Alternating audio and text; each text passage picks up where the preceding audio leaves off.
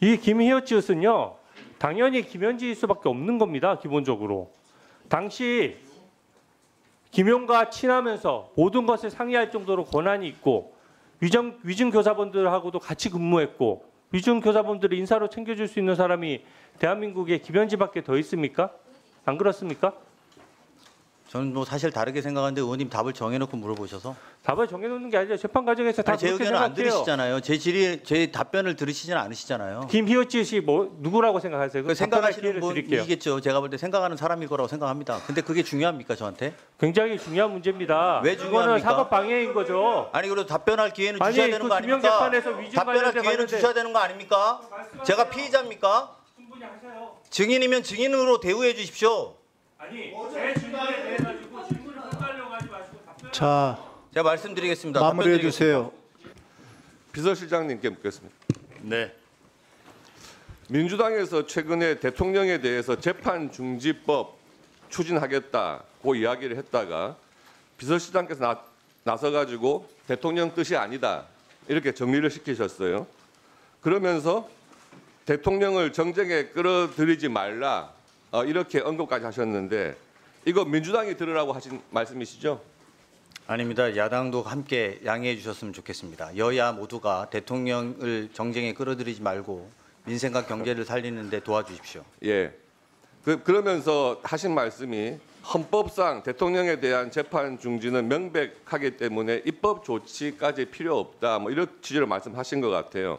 근데 저는 이게 명분에 불과하다고 생각을 합니다. 지금 민주당에서 추진하고 있는 것 중에 이재명 대통령 구하기 여러 가지 하고 있죠. 일단 배임죄 폐지 이거 없애면은 대장동 재판 면소로 끝나겠죠. 또 공직선거법에서 행위 부분을 뺀다. 그러면 지금 유죄 취지로 파기환송된 사건 또 면소로 끝나겠죠. 그리고 대북 송금 사건 아예 공소 취소를 하려고 지금 법무부에서 빌드업 작업하고 있습니다.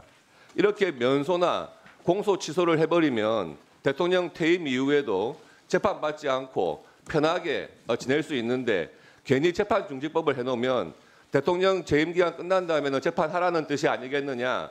그러니까 그거 하지 말고 공소 취소나 면소하라 이런 취지 아니겠습니까? 저는 이런 것을 보면은요, 산신령과 도끼 그 설화의 현대판 같아요.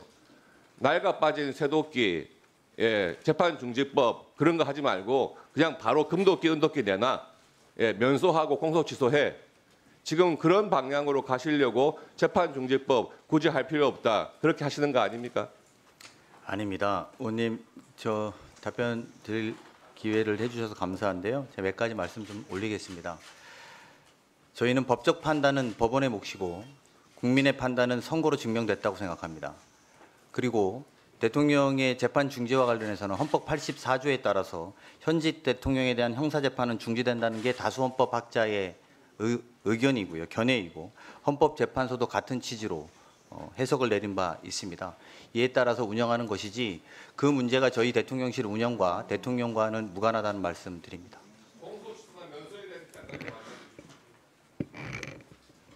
잘 못 들었습니다. 제가 별도 그 부분에 대해서 드릴 말씀이 별도로 없습니다. 예, 강훈식 실장님 그리고 예, 김영범 실장님 두 분 다 번갈아 질의드리겠습니다. 두 분 다 훌륭한 공직의 경로를 걸어오셨는데 또 국정의 중요 직책 맡으신 거 기대하고 또 축하드립니다. 자, 한미 협상 결과입니다. 미국은 9,500억 불로 발표하고 한국은 3,500억 불이라고 발표합니다. 숫자 뭡니까, 강훈식 실장님? 네, 의원님 아시겠습니다만 각 국이 이를테면 이것을 그러니까 정치적인 언어로 해석하는 것에 대해서 서로 용이하게 그러면 이해했다. 세 가지 중에 제가 3,500억 불 1번, 9,500억 불 2번, 그 사이 3번. 3번입니까? 저희는 한국 발표가 저희의 합의 내용이라고 다시 한번 3,500억 보고드립니다. 불. 알겠습니다. 그 기준으로 질의드리겠습니다. EU, 일본 비교해서 새로운 길을 갔다 이렇게 말씀 주시는데 표를 좀 띄워주시죠. EU는 제가 보니까 총 1조 3천억 불인데 민간이 투자하는 겁니다. 그리고 구매합니다. 일본은 5,500억 불인데 정부가 투자합니다. 한국은 한국 발표 기준으로 보아도 민간도 투자하고 정부도 투자하고 둘 다 합니다. 맞죠? 맞습니다. 제가 볼 때는 EU 방식으로도 끌려가고 일본 방식으로도 끌려가고 우리나라만 이렇게 됐어요. 어떻게 평가하십니까? 왜 일본은 정부가 투자하는 거로 막았고 EU는 민간 기업이 투자하는 거로 막았는데 왜 우리는 정부 민간 다 끌려들었습니까? 우리는 정부가 투자하는 내용도 대한민국의 기업들이 투자하는 거에 포함되어 있기 때문에 사실 형태적으로 보면 저희의 그리고 일본과 미국, EU와는 오히려 좀 다른 의미에서 기업이 투자할 수 있는 공간이 열렸다라는 것은 저희들이 독특한 지점이라고 볼 수 있고요. 아니, 독특한 게 아니라 EU는 그동안 국제사회에서 해오는 대로 민간 기업들이 투자하고 정부가 촉진하는 방식으로 갔어요. 이게 원래 방식입니다. 근데 특이하게 일본이 SBC에 현금을 정부가 넣는 방식으로 얘기가 됐고 우리는 둘 다에 끌려든 거예요. 민간 기업도 투자하고 정부도 투자하고 어차피 저희가 분리하고 뭔가 내놔야 되는 협상인데 저희는 정부 측도 내놓고 민간 측도 내놨다. 제 요지는 이해하셨죠? 네. 그렇지만 의원님 말씀에 약간 동의하기 어려운, 저 뭐 충분히 지적은 동의가 네네, 됩니다만. 어떤 부분이 동의 못 하십니까? 그러니까 저희가 2천억이라고 하는 것은 저희가 투자 결정을 함께 미국과 함께해서 결정하는 것이기 때문에 우리나라 기업이 미국에 진출하려고 하는 기업들이 많습니다. 그 기업들의 필요한 것들의 투자가 같이 이루어질 수 있다는 점에서 정부가 필요한 부분에 필요한 투자를 할 수 있다는 장점이 있는 것이고. 네, 시점별로 제가 말씀드리겠습니다. 이해했는데 제가 동의 드릴 수 없는데 EU는 4월 15일에 시작해서 7월 27일에 가장 먼저 끝냈고 일본은 4월 16일에 시작해서 9월 4일에 끝냈고 우리나라는 4월 24일에 시작해서 10월 29일에 끝냈고 가장 늦게까지 버티는 것이 우리의 전략이라고 하고 국민들도 다 참아줬습니다. 근데 왜 정부 민간 다 끌려들었느냐?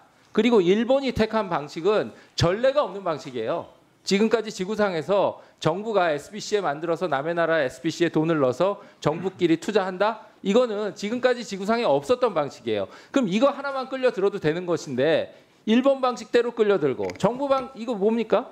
의원님, 저희가 일본 방식으로 했어야 된다는 말씀은 아니시죠? 아니요, 일본 방식을 당연히 안 했어야죠. EU 그렇죠. 방식으로 일본 방식은 갔어야죠. 누가 봐도 합리적이지 않다고 저는 생각합니다. 아니 근데 그리고 왜 저희 우리는 방식도- EU 방식을 못 가고 네. 일본 방식으로도 끌려들고 EU 방식도 덤탱이를 썼냐 이 말이에요. 그렇지 않습니다, 의원님. 그 실제로 EU 방식이 더 의원님의 포인트가 있다고 생각은 드는데요. 일본 방식과는 굉장히 현저하게 차이 나고 EU 방식과도 차이가 나는 것은 우리나라는 대미의 수출 1위국 중에 하나입니다. 그래서 미국 투자가 불가피한 지점들은 분명히 존재합니다. 다만 정부가 그런 데서 어떤 역할을 할 거냐에 대한 공간을 함께 찾았다 이렇게 해석해 주시면 될 것 같습니다. 예, 그러면 제가 정책실장님께 조금 세부적 질문 드리겠습니다. 한미동맹을 존중하신 점 높게 평가합니다. 노력하신 점 높게 평가합니다. 근데 저는 협상의 내용에 대해서 묻는 겁니다. 동맹도 계산기는 두드려야 됩니다. 다음 PPT 보여주시죠. 구인철 부총리께서 기재위에서 이렇게 얘기하셨어요. 저희는 1,500불을 제시했는데 협의하는 과정에서 2천억 불이 상호 합의됐다. 이런 식으로 해서 3,500억 불이 됐다. 이렇게 말씀하셨고 김용범 실장님은 3,500억이 현금이 다 아니다.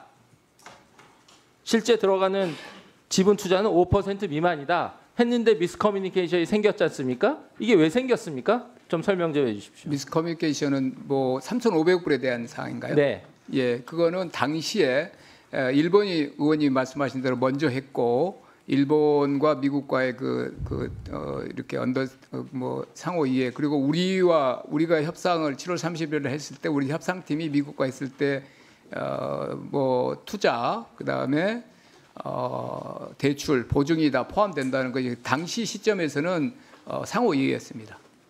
그런데 이제 8월 초에 미국에서 MOU 초안이 왔을 때 미국 말이 판약이 바뀐 겁니다. 그래서 사실 3개월이 더 걸린 겁니다. 알겠습니다. 그럼 다음 페이지 좀 보여주시죠. 이게 시각적으로 보여드려야 국민들이 이해할 것 같아서 제가 간단히 그려봤습니다.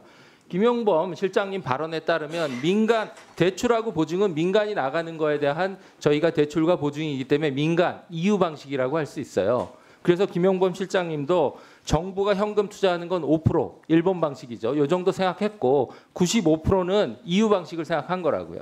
근데 저희가 지금 10월 29일 에이펙 정상회담 위에 도달한 지점은 지금 보시듯이 100% 정부가 되는 방식이에요. 아닙니다. 2천억 불까지입니다. 그러니까 2천억 불에 예, 대해서 2천억 얘기한 불까지. 겁니다. 2천억 불은 1,500불은 아닙니다. 예, 2천억 불은 다 정부가 내는 방식으로 저희가 끌려간 그렇지만 거예요. 거기도 연간 한도 200억 불이 있습니다. 그러니까 2천억 그 불은 부분은 그냥 외환 시장을 고려해서 제가 잘하셨다고 생각하는데 제가 지적되는 오늘 문제점을 지적드리는 감사 자리니까 네.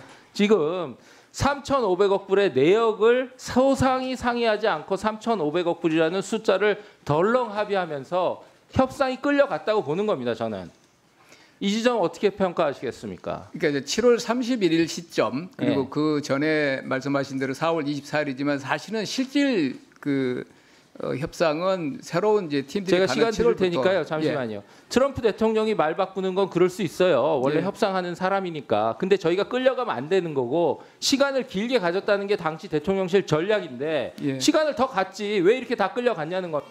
7월 31일 날 시점에서는 말씀하신 대로 앞선 나간 우리에게는 일본 모델을 미국이 이제 그 일종의 이제 그 우리 쪽에 이제 권유를 한 거고 그 시점에서는 일본의 그 투자와 보증 그다음 대출 그 정도 오면은 우리 3,500불이 대출과 보증이 주가 되면은 감당할 수 있다고 저희가 생각한 겁니다. 그리고 8월 초에 미국의 입장이 바뀐 거고 그래서 3개월 동안 협상을 더 한 겁니다.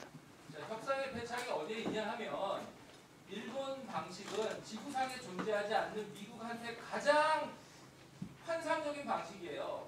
그러니까 일본 방식 자체에 발을 안 담궜어야 되는 겁니다. 그리고 99.9999% 전 세계 모든 투자 협상은 EU 방식으로 합니다. 근데 일본만 그달리 잘못된 방식을 걸어갔는데 저희가 그 뒤를 그대로 밟은 거예요. 왜 EU 방식을 견제하지 않았습니까? 네, 제가 답변 드려도 괜찮으면 말씀드리겠습니다. 저는 먼저 김수민 의원님 말씀 지적에 일부 동의하는 지점도 있습니다. 아까 저희가 기자들한테도 말씀드린 적이 있었는데 저희 실무자들은 성공했다고 생각하는 반면에 대통령께서는 불만족스러워 하신다라는 부분이 바로 그런 대목이기도 합니다. 실제로도 이게 상대국과 협상하는데 더 시간을 끌면서 더 유리한 고지를 확보해야 되는 것 아니냐라는 지점이 있었는데 저희가 이 협상을 시작한 이후로 외환 상황들이 점점 안 좋아지고 있었고 경제적 불확실성이 커지고 있었던 점들도 현실적으로 저희들의 제약이 됐던 것도 인정해야 될 것 같고요. 두 번째는 자동차와 관련해서 자동차가 계속 사실 우리의 자동차 경쟁은 일본인데 일본과의 이 격차가 계속 벌어지면서 부담됐던 것도 현재 산업계의 목소리도 현실적으로 반영되었다는 말씀드립니다.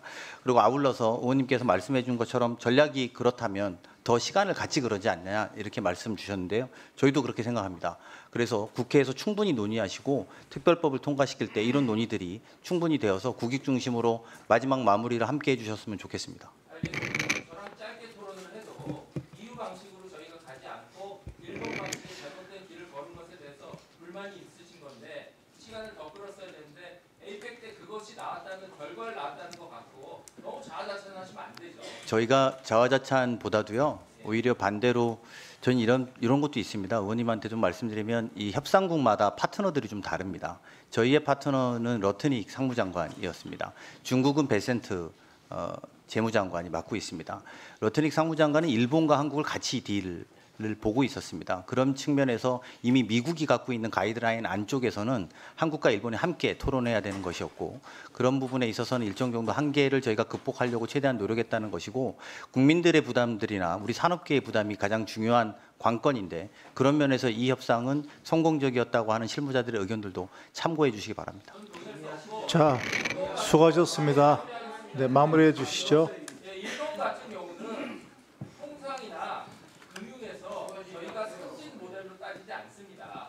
전 세계적으로 금융의 강국이나 의원님 제가 일본 이야기를 계속 하긴 좀 그렇습니다. 저희 대통령실이 일본에 대한 평가는 의원님은 하실 수 자, 있는데 저희는 하기 마무리해 주십시오. 네. 그런 부분에 대해서 앞으로 국회 비준 과정 철저히 거쳐셔야 되고 그 과정에서 저희가 꼼꼼히 보겠습니다. 국민들에 대한 과도한 이게 한두 푼이 아니기 때문에 동의하시죠? 자, 수고하셨습니다. 네. 그 부분에 대해서는 너무 자화자찬 안 하셨으면 좋겠습니다. 그 예전에 그런 말씀을 하셨죠. 대통령실 초기 행정관 비서관들의 임명을 김현지 실장이 주도했었다. 이런 얘기를 하셨죠. 네. 예. 대통령께서는 모든 부처가 여야를 막론하고 국정감사에 적극 협조해라 이런 지시도 하셨죠. 그렇습니다. 예. 그런데 김현지 비서실장 부서실장 왜 안 나옵니까? 김현지 부속실장은 오후에 대통령 일정을 수행해야 되기 때문에 오전만 출석이 가능해서 여기 운영위의 오전 증인으로 출석. 사실상 안 나오겠다라는 얘기나 마찬가지입니다. 오늘 오전 3시간이면 사실 충분히 오늘 회의 몇 시에 시작했습니까? 네. 질의를 몇 시에 시작했습니까? 오늘 거의 11시쯤 시작하셨어요. 11시 45분에 첫 질의가 정했기 시작됐습니다. 때문에, 예. 이 말은 거의 우리 당 의원들은 질의를 못 한다는 얘기입니다. 이게 뭐 의도는 뻔하지 않겠습니까? 나왔는데 질의를 못하게 해놓고 나왔는데 밝혀진 건 아무것도 없다. 이렇게 물타기를 하려는 오늘 생긴 그런 거 우발적 아니겠습니까? 상황이 저 대통령실에서 계획하고 한 것은 아니지 않습니까? 네, 그렇죠. 그러나 네, 민주당 의원들께서 그렇게 하셨을 거라 저는 봅니다. 오늘 이렇게 김현지 부속실장이 나오지도 않았는데 이 정도로 파행이 된 것은 전 나왔으면 어땠을까? 과연 우리 송원석 원내대표님께서 배치기 3번 당한 것 정도로 끝났을까? 저는 이런 생각이 듭니다. 글쎄, 그것은 예, 이런 식으로 꽁꽁 숨기려고 드니까 자, 조용히 꽁꽁 하세요. 숨기려고 하니까 자, 자꾸 조용히 이렇게 하세요. 뭐 있는 거 아니냐, 도대체 누구냐, 도대체 어느 정도 위치에 있는 사람인가 이런 의혹이 계속 제기되는 거예요. 만사 현통, 최고 존엄, 그림자 실세 이런 얘기가 나오는 겁니다. 자초하신 겁니다. 제가 우리 당에서 김현지 부속실장 얘기만 나오면 이렇게 민주당 의원님들께서 득달같이 달려드시는데 얼마 전에 우리 운영위에서 증인 출석 의결할 때 그랬죠. 어느 여당 의원님께서 말씀을 하셨는데 갑자기 느닷없이 김건희 여사 얘기를 꺼냅니다. 김건희 여사와는 비교도 안 되게 훌륭한 영부인을 보유하고 있다. 맞습니다. 복화로 과일 2톤 결제하시고 집에서 코끼리 키우신 김혜경 여사 계십니다. 복화로 샴푸 결제하고 초밥 사 먹었다 이런 얘기까지는 하지 않겠습니다. 제가 이런 얘기를 하는데 지금 잠시만요. 많이들 항의를 안 하십니다. 잠시만요. 그렇죠? 중단해 주세요. 김현지 여사가 중단하라고. 김현지 여사라는 얘기를 듣는 아유, 겁니다. 김혜경 중단하라고. 여사보다 더 위에 있는 겁니까? 제가 합니다. 제가 합니다. 가만히 계세요. 박충건 의원님. 의원은 본회의나 위원회에서 다른 사람을 모욕하거나 다른 사람의 사생활에 대한 발언을 하여서는 아니 된다. 이게 국회법 제 146조에 있습니다. 이걸 위반할 경우 발언권을 중지시킬 경고에도 불구하고 계속 회의장에서 그런 발언할 경우에 발언권을 중지시킬 수 있음을 고지합니다. 질의를 하실 때 이 146조를 갖다가 유념해 주시기 바랍니다. 질의 내용이 이렇게까지 한 사람 앞에 질의를 하는 와중에 수많은 민주당 의원들이 계속 얘기하는 이 부분을 지적을 하셔야죠. 지금 하려고 그러잖아요. 가만히 계세요. 지금 하려고 그러잖아요. 제 얘기를 갖다 듣고서 하세요. 내 얘기를 듣고서 하시라고. 말마다 끼어드시지 마시라고요. 지금 끼어들고 계십니다. 자, 의원님들 다시 말씀드립니다. 여야를 떠나서 듣기 거북하더라도 의원들이 사적으로 그렇게 해가지고 제재하거나 이렇게 소란을 통해 가지고 소란 같은 걸 통해 가지고 이게 원활한 의사 진행이 방해되지 않도록 각자 정말 유념해 주시기 바랍니다. 지금 감사를 하고 있는 거 아니겠습니까? 그러면 대통령 비서실에 대한 감사에 집중해 주시기 바라고요. 질의하시는 분도 이런 걸 다 유념하셔가지고 감사에만 집중해 주셨으면 좋겠습니다. 자, 발언 계속하시죠. 예, 계속하겠습니다. 제가 왜 나와야 되는지 여러 가지 이유들을 좀 말씀드려 보겠습니다. 첫 번째, 대통령실 특활비 집행 내역, 이 뉴스타파 기사인데 보니까 309건 중에 최소 86건이 기재부 지침을 위반했다라고 합니다. 여론 총집이 경력금 같은 것은 일반 경비로 집행할 수 있음에도 불구하고 이것을 1억 5천만 원이 넘는 특활비로 집행했다는 거예요. 309건 중에 86건이면은 최소 4건 중에 1건이 부정집행이라는 건데 이건 단순한 실수가 아니지 않겠습니까? 이거는 제도적인 허점을 이용한 오남용이라고 저는 봅니다. 이 일에 책임 있는 사람이 당시 총무비서관이었던 김현지 부속실장인 겁니다. 그리고 이와 관련해서 대통령실이 아직 자료를 제출하지 않고 있던데 국민혈세 1억 5천만 원을 오남용한 의혹을 남긴 장본인이 보직 이동해서 국감에 안 나오는 것은 책임 회피이거나 도피다 이렇게 보여지고, 두 번째, 경기동부연합과 교류한 의혹이 있다라는 겁니다. 경기동부연합이 어떤 조직입니까? 과거에 위원정당 해산 심판 받아서 해산됐던 통진당의 배후 세력이고 김일성 추성 세력으로 알려진 우리나라에서 가장 위험한 조직으로 알려진 조직 아닙니까? 이런 조직과 그럼 잘못됐어요? 이런 조직과 교류해온 사람이 대통령실에 최고 실세로 있다라고 하면, 이런 의혹이 있다고 하면 국민께서 불안하지 않겠습니까? 세 번째, 20대 대선 당시에 김 선생이라고 불리는 사람과 전화 통화한 내역이 공개되지 않았습니까? 걔네 한테 한 300억 원 땡겨와서 선거를 치러야 된다. 그런데 무슨 6천만 원 따위를 저한테 얘기를 하느냐, 이런 얘기입니다. 이것도 의혹이죠. 근데 만약 이 당시에는 김현지 부속실장이 경기도청에 근무하고 있었습니다. 이게 사실이라면 심각한 공무원법 위반이에요. 그리고 넷째, 2004년에는 이재명 대통령이 500만 원 벌금형을 받았던 성남시 의회 점거 사건에도 김현지 실장이 연루됐었죠. 다섯째, 2013년에는 성남의제 21 사무국장으로 있으면서 당시 이재명 시장의 정적을 공격하는 용도로 다량의 문자로 허위 사실을 유포해서 150만 원의 벌금형을 받았던 전과자입니다. 여섯째, 지난번 강선우 여가부 장관 후보자가 낙마할 당시에 사퇴를 종용한 의혹도 있지 않습니까? 현직 국회의원을 이래라 저래라 할 수 있는 위치인가, 이렇게 의혹이 될 수도 있는 겁니다. 일곱째, 김인호 산림청장 임명에도 인사 개입한 거 아니냐, 이런 의혹도 있습니다. 과거 성남의제 21에서 단연간 함께 했었죠. 여덟째, 이하영 전 평화부지사의 대북 송금 사건 재판에도 개입한 의혹. 이거 변호를 맡았던 설주한 변호사를 질책하고 교체했다는 의혹 아닙니까? 여덟째 뭡니까? 최근에 이재명 대통령의 측근인 김영정 전 민주연구원 부원장하고 관련된 위중교사 정황에도 김효지엇이라는 인물이 등장합니다. 그런데 정황상으로 봤을 때 이 사람이 김현지 부속실장일 가능성이 아주 높다, 이런 의혹 아닙니까? 이런 수많은 의혹들이 있는데 나와서 해명을 해야 되지 않느냐, 이런 얘기입니다. 대통령실 입장에서도 이런 수많은 의혹들을 국민들께서 제기하고 계시고 이렇게 야당에서도 수차례 제기하고 있는데 나와서 해명하는 게 맞지 않겠습니까? 저는 그렇게 생각합니다. 어떻게 생각하십니까? 그래서 나와서 해명하려고 하는데 그러니까 못 나오게 하셨지 않습니까? 그래서 똑같은 말씀을 드리는 예? 거예요. 아니 10시부터 1시까지 3시간이면 저도 국회의원을 4번 해봤는데요. 예. 의원님 개개인에게 준 7분 시간에 충분히 의혹을 해명할 수 있지 않습니까? 맞아요. 제가 10번째 질의 순서인데요. 네. 지금 우리 당 의원 중에서는 제가 3번째입니다. 근데 저는 지금 오후에 질의를 하는 거예요. 이렇게 되면은 아무리 많아도 우리 당 의원 2명밖에 질의를 못 한다라는 겁니다. 대통령실에서는 억울하실 수도 있습니다. 왜? 오전에 출석시켰는데 10시부터 질의하면 그래도 2시간, 3시간 질의할 수 있는 거 아니냐. 그런데 업무 보고 하느라 한 50분 지나갔죠. 그다음 뭡니까? 그다음 민주당 의원님들께서 여러 가지로 막 이렇게 싸우다 보니까 파행되고, 그래서 첫 질의 몇 시 시작했습니까? 11시 45분에 질의 시작했습니다.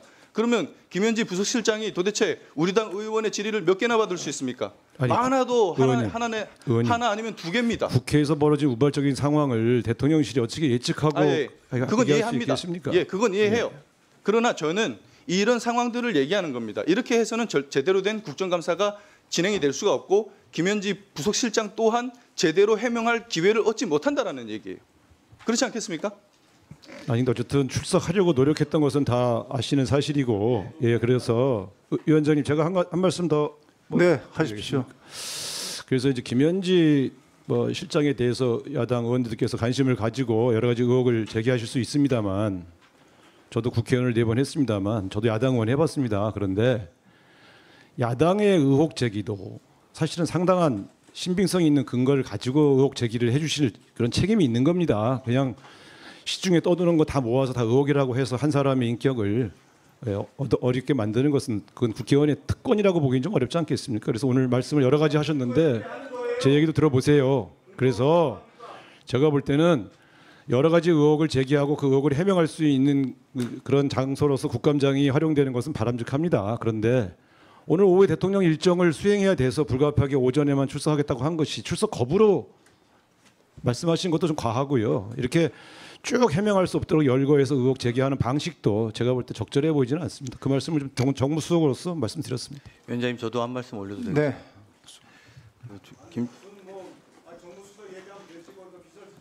아니 수석님 저희가 의혹 제기만 이렇게 하고 당하는 사람들이 있어서는 안 될 거라고 생각합니다. 잠시만요.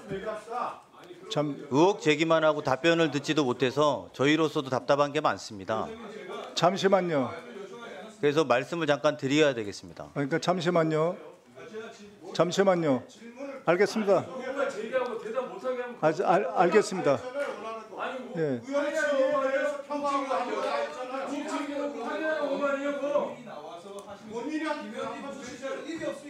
아니 특활 같은 건 입이 없어요. 그냥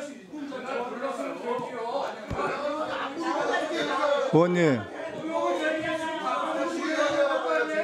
자,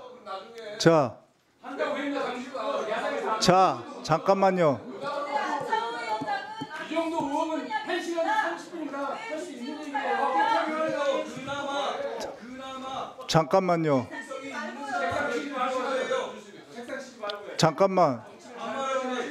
잠깐만요. 아니 뭘 잘 배워주라고 이렇게 말을 하냐고. 국회의원은 잘 배워줘야지. 잠깐만요. 자, 그만하세요. 박충건 의원님. 자, 위원장한테 그 정도의 권한도 없습니까? 아니 위원장님 질문을 제가 하고 정무수석입니다. 그거 다 끝났습니다. 그 이의를 제기하는 걸 바꾸서 그 정도 권한도 없습니까? 그럼 제 권한을 이제부터 써도 되죠? 아니죠. 예. 답변을 듣겠습니다. 끝났는데 거기다가 답변을 계속 주시는 거예요. 간단하게 너무 편파적이야. 어디서는 너무 잘잖아. 진짜로 편파적으로 한번 해볼까요? 하세요. 네, 하겠습니다. 편파적으로 하겠습니다. 비서실장님 간단하게 답변해 주세요. 아니 저희가 어제 안창호 위원장 답변을 다 보고 왔습니다. 최소한의 소명을 해주는 게 맞다고 생각합니다. 저희가 여기 이 자리에 증인으로 와 있지 피의자로 와 있거나 그런 상태는 아니지 않습니까? 저희로서도 그 일개 비서관이 참석하지 않은 것에 대해서 또 그게 합의되지 않은 것에 대해서 안타깝습니다. 제 입장에서는 50명의 비서관 중에 한 명일 뿐인데 너무 과도하게 공격받고 있고 또 제가 이런 말을 하면 또 나서서 보호한다고 또 뭐라고 할까 봐 말도 잘 못하겠습니다. 하지만 사실대로 보고 드리는 것이 저희 대통령실의 입장이고 이번 국정감사와 관련되지 않은 사안으로 과도한 의혹을 제기하는 것에 대해서 말씀을 드려야 되겠습니다. 총 9가지의 말씀을 주셨는데 특활비 집행 내용과 그리고 강선우 사퇴 의혹, 김인호 산림청장 의혹 관련해서는 향후에 질의 시간에 질의 주시면 답변 드리겠습니다.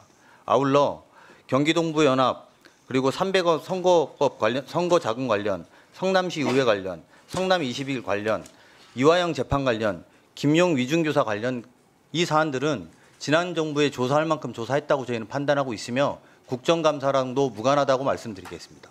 질문 시간 질문 주시면 답변 드리겠습니다. 이상입니다. 저는 김현지 실장 문제를 감추고 또 감쌀수록 국민의 의구심은 더 커진다고 생각합니다. 국민들이 김현지 실장이 권력자다 이렇게 실감한 장면이 저는 3가지 정도 있었다고 보거든요. 국감 출석에 대한 논의가 본격화되니까 갑자기 김현지 총무비서관을 부속실장으로 발령을 냈는데 국민들에게는 느닷없는 발령이었고 김현지 한 사람을 위한 인사처럼 느껴졌습니다. 또 국감에 오전만 출석하겠다고 하는 문제도 그겁니다. 오전에 시간 제한을 두겠다는 건데 피감 대상자가 원하는 만큼만 받는 감사가 어디에 있습니까? 오전에 하면은요. 지금 말씀하셨던 대로 돌발 상황이 없다고 하더라도 국민의 의원 2명 또는 3명 정도만 질문을 할 수가 있어요. 업무 보고 끝나고 나면은 이게 좀 국민 앞에 오만한 모습으로 비춰질 수 있다는 지적을 좀 드리고요. 또 민주당 의원들이 김현지 실장 얘기만 나오면은 논의를 못하도록 너무 고성을 지르셔가지고 또 대신 변명하고 대신 고발도 해주거든요. 이거는 좀 바람직하지 않다는 말씀을 드립니다. 비서실장님, 국정기획위원회가 인수위 역할을 하는 거죠? 네. 예. 그곳 인사할 때는 대통령 비서실이 관여합니까? 최초의 국정기획위원회 어떻게 구성했죠? 국정기획위원회는 위원장을 임명하고 위원장님이 인사를 하셨습니다. 네. 제가 어제 보도를 보니까 김용 재판에서 위증을 교사해서 구속까지 됐었던 서은주라는 분이 계신데 이한주 국정기획위원장실에 발탁돼서 근무한 사실이 보도가 됐습니다. 보셨습니까? 못 봤습니다. 네. 서은주 씨를 직접 아세요? 모릅니다. 서은주는 위증교사로 구속됐다가 보석으로 석방돼서 1심 재판 중이고요. 이제 보석으로 석방되다 보니까 전자팔찌를 찬 채로 있어야 돼요. 그리고 직책도 정해지지 않은 채 국정기획위원장실에 근무한다는 것이 매우 이례적입니다. 그래서 좀 의혹 제기가 되는 거고요. PPT 좀 띄워주세요. 제가 사건 설명을 좀 드릴게요. 김용 사건에서도 지금 김현지 실장의 컨트롤 타워 기능이 작동했다는 게 제가 말씀드리는 요지의 핵심이거든요. 김용은 아시다시피 불법 대선 자금 6억 원을 받아서 재판 중이고 이재명 당시 대선 후보였기 때문에 실질적인 공범관계에 있고 수혜관계에 있는 것이거든요. 근데 그렇기 때문에 당대표의 보좌관인 김현지 실장이 관여했다면 이게 명백히 잘못된 겁니다. 이게 사건 내용은 간단해요. 이용을 하는 경기도 시장상권진흥원장이 김용 민주부원장 관련해서 허위 알리바이를 증언했다가 위증인 것을 실토했고 실토하는 과정에서 박지민, 서은주 씨가 시켜서 어쩔 수 없이 위증했다고 얘기를 했습니다. 어떻게 증언을 했냐면 2021년 5월 3일에 원장실에서 김용 전 부원장을 만났다. 2년 전 일이긴 하지만 휴대폰 일정표에 기록이 돼 있다. 이렇게 구체적인 증언을 했는데 이 증언이 왜 중요하냐면 5월 3일자는 유동규와 김용이 1억 원을 받았다는 그 날짜거든요. 이 증언이 사실이면 알리바이가 성립하는 거예요. 근데 재판부에서 휴대전화를 포렌식했더니 증언 직전에 김용 이름을 쳐 넣어서 사후에 조작한 사실이 드러났고 그러다 보니까 이용호가 자백을 한 겁니다. 다음 PPT 좀 띄워주세요. 제가 저번에 말씀드렸던 얘기는 그겁니다. 김용의 변호인 이상호가 김용의 체포영장을 김현지 보좌관에게 보냈다는 게 저 재판 과정에서 얘기가 나왔어요. 재판 과정에 나왔으니까 제가 아는 거죠. 근데 언론 보도도 났으니까 비서실장님 진상 파악했을 것 같은데 김현지 실장한테 이상호로부터 체포영장 받은 적이 있느냐 이런 거 물어보신 적 있으세요? 의원님 이게 국정감사랑 무슨 상관인지 모르겠습니다. 이게 왜 상관없습니까? 인사검증이 있는 거고요. 사법방해행위를 하게 되거나 뭔가 범법행위나 위법행위가 있으면은 위법행위에 대해서 인사검증을 당연히 해야 되는 것이고요. 두 번째는 그 위치가 지금 이진석 체포영 관련된 것도 대통령실이 보고 받았다는 거 아닙니까? 아니 제가 말씀. 근데 그 대통령실이 보고 받을 수 있는 위치이기 때문에 답변 드려도 됩니까? 이것에 대해서는 확인할 필요가 있는 거죠. 그러니까 왜 답변을 피하세요? 답변을 한다고 하는데 왜 네. 답변을 못 하게 하십니까? 그러면 답변을 해도 됩니까? 답변에 대해서 질문에 대한 답변을 하세요. 질문에 대한 답변을 하려고 하는데 네, 못 하게 자꾸 끊으시면 어떻게 말해요? 그러면 체포영장 관련해서 그러니까 답변을 해도 되냐고 물었습니다. 네, 하세요. 예, 이것은 대통령실의 업무와 무관한 그러니까 국정기획위원회에 대한 제 이야기 아닙니까? 물음에 대한 답변 잠깐만요. 제 질문 시간이니까 제 물음에 대한 답변이 아니죠. 제 질문이 지금 대통령실 관련과 뭐가 관련이냐 이런 질문이고 관계가 없습니다. 답변을 회피하는 거예요. 관계가 이상으로부터 김용의 체포영장 받았다는 간단한 질문에 안 받았으면 안 받았다고 하면 되는 거지. 네, 안 거기에 대해서 받았어요. 왜 답변을 얘기 네, 안 못하세요? 받았다니까요. 직접 김현지한테 확인하셨어요? 아니, 제가 확인할 필요도 없습니다. 제가 보고받지 않았다는 걸 왜 확인합니까? 아니, 거기가 근데 무슨 본인이 왕이라고 어떻게 아세요? 김현지 실장이 거기가 받았는지 안 김현지가 무슨 받았는지를 실세라고 어떻게 거기 아세요, 가서 실장님이? 확인합니까? 다 비서실장한테 어떻게 보고하게 아세요? 돼 있습니다. 확인을 안 했는데 어떻게 아시냐고요? 제가 보고받지 않았다고 말씀드리지 않았습니까? 자 보세요. 이용호에게 위증을 교사한 박지민, 서은주는 대선 캠프 거친 사람이고 경기도에서 갈등 조정관과 대협력관을 지냈습니다. 경기도에서 김현지 당시 비서관과 같이 근무를 했고요. 지금도 위증교사로 재판 중인데 이 위증교사 했던 분들은 버젓이 친명계 의원 보좌진으로 지금도 근무를 하고 있어요. 그리고 실제 이분은 병가 내고 지금 안 나오고 사실 그 의원실에서 월급만 받고 있는 상황이고요. 두 번째는 아까 얘기했던 그 서은주 씨 같은 경우에는 국정기획위원회면은 사실상 이 정부의 밑그림 정책을 짜는 곳입니다. 그곳에서 같이 이제 근무를 하고 있거든요. 근데 저기서 보시면 아시겠지만 김용 당시 민주연구원 부원장이 박지민 서은주한테 딱 얘기를 해요. 김희읒지읒에 만나서 상의해라.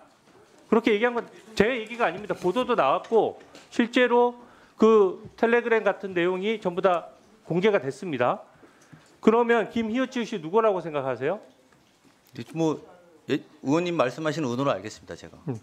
이 김희읒지읒은요. 당연히 김현지일 수밖에 없는 겁니다. 기본적으로. 당시 김용과 친하면서 모든 것을 상의할 정도로 권한이 있고 위증 교사분들하고도 같이 근무했고 위증 교사분들을 인사로 챙겨줄 수 있는 사람이 대한민국에 김현지밖에 더 있습니까? 안 그렇습니까?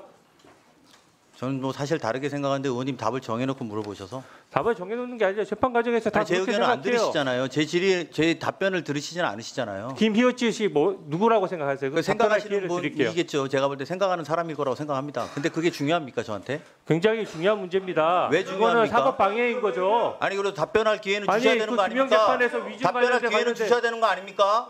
제가 피의자입니까? 충분히 하세요. 증인이면 증인으로 대우해 주십시오. 아니 제 질문에 대해 가지고 질문을 헷갈려고 하지 마시고 답변. 자, 제가 말씀드리겠습니다. 마무리해 답변드리겠습니다. 주세요.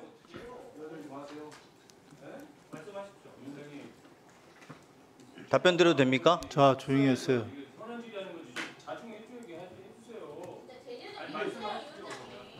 자, 조용히 하시고 비서실장님 답변해 주세요. 인사검증을 왜 당신이 해요? 상관이 없. 말 이게 뭐예요? 야당 의원이 인사검증을 강조하니까 대통령실에서 하면 됩니다. 대통령실 인사검증 특별히 못하니까 제가 자, 의원님들, 위원님 조용히 좀 자중해 주시고요. 그 비서실장님 답변해 주시기 바랍니다. 그 국회의원 하시면서 국정감사 질문하는 자리에 있다고 함부로 말씀하실 입장인지 전 잘 모르겠습니다. 법률비서관 하셨던 분으로서 제 이야기를 들으십시오. 법률비서관 하셨던 분으로서 저는 국정감사 내내 의원님의 질의에 대해서 다 검토해봤습니다. 주로 김현지 부속실장과 이재명 대통령에 대한 이야기만 하셨습니다. 저는 그렇다고 해서 의원님이 김건희 여사의 관계와 최혜병 사건과의 관계가 덮어진다고 생각하지 않습니다. 분명하게 지금 말씀드리게 두세요. 왜 남의 질의에 자꾸 답변해 협박합니까 제가? 그건 윤석열 정부 때 하던 짓 아닙니까? 지금 말씀을 너무 지나치십니다 의원님. 자, 비서실장님. 국정감사와 관계없는 질문으로 국정감사의 전선을 바꾸고 있지 않습니까? 제 질문에 대한 답변이 아니잖아요. 제가 답변 드린다고 하지 않았습니까? 답변까지 압박하십니까? 왜 답박을 압박하십니까? 비서실장님. 방해하십니까? 비서실장. 이게 뭡니까? 자, 비서실장 자중해 주시고요. 답변은 들은 거로 하겠습니다. 자, 수고하셨습니다. 다음은 존경하는 전용기 의원님 질의해 주시기 바랍니다.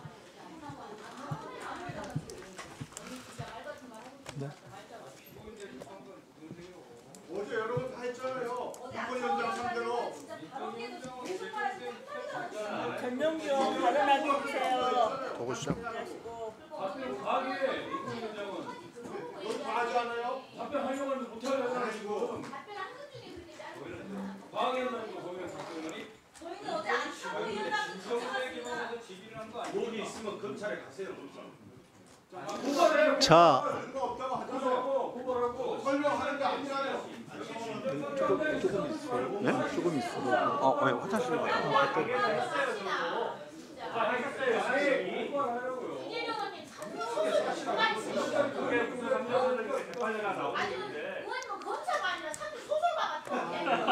자,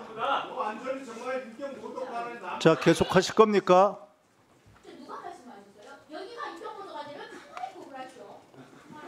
자, 전용기 의원님 질의해 주시기 바랍니다. 됩니까? 네. 실장님 질문 드리겠습니다. 네. 그 윤석열 정부가 이래서 망한 거예요. 답을 정해놓고 그 답이 나올 때까지 수사하고 털고 하다가 답 안 나오니까 계엄하고 그래서 망한 겁니다. 네. 저렇게 답 정해놓고 대통령실 운영하면 안 된다는 걸 정확하게 보셨으니까 그렇게 안 하실 거라고 봅니다. 제가 질의 전에 하나만 말씀드리겠는데 계속 야당에서 김현지 부속실장은 입이 없냐, 왜 안 나오냐라고 말씀 주시는데요. 우리가 여야가 일반 증인이 합의가 됐으면 주진우 의원님은 증인석에 있었을 겁니다. 이게 그 국민의힘에서 제공한 일반 증인이고 이게 민주당에서 제공한 거예요. 김현지, 주진우 다 들어가 있어요.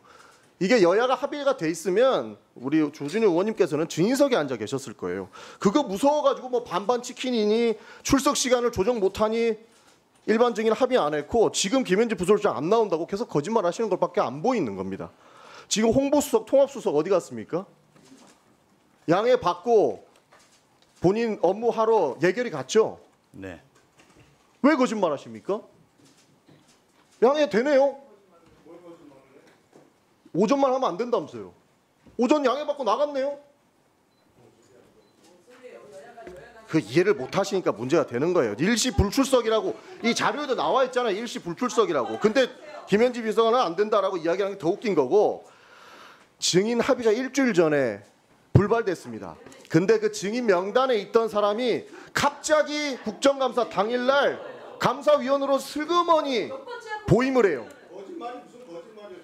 양쪽이 다 이게 이해충돌 소지 있는 거 아닙니까? 양쪽이 다 원래 운영위원이 아니었던 사람이라서 증인으로 신청하려고 했는데 증인 신청 불발되니까 갑자기 감사위원으로 와요.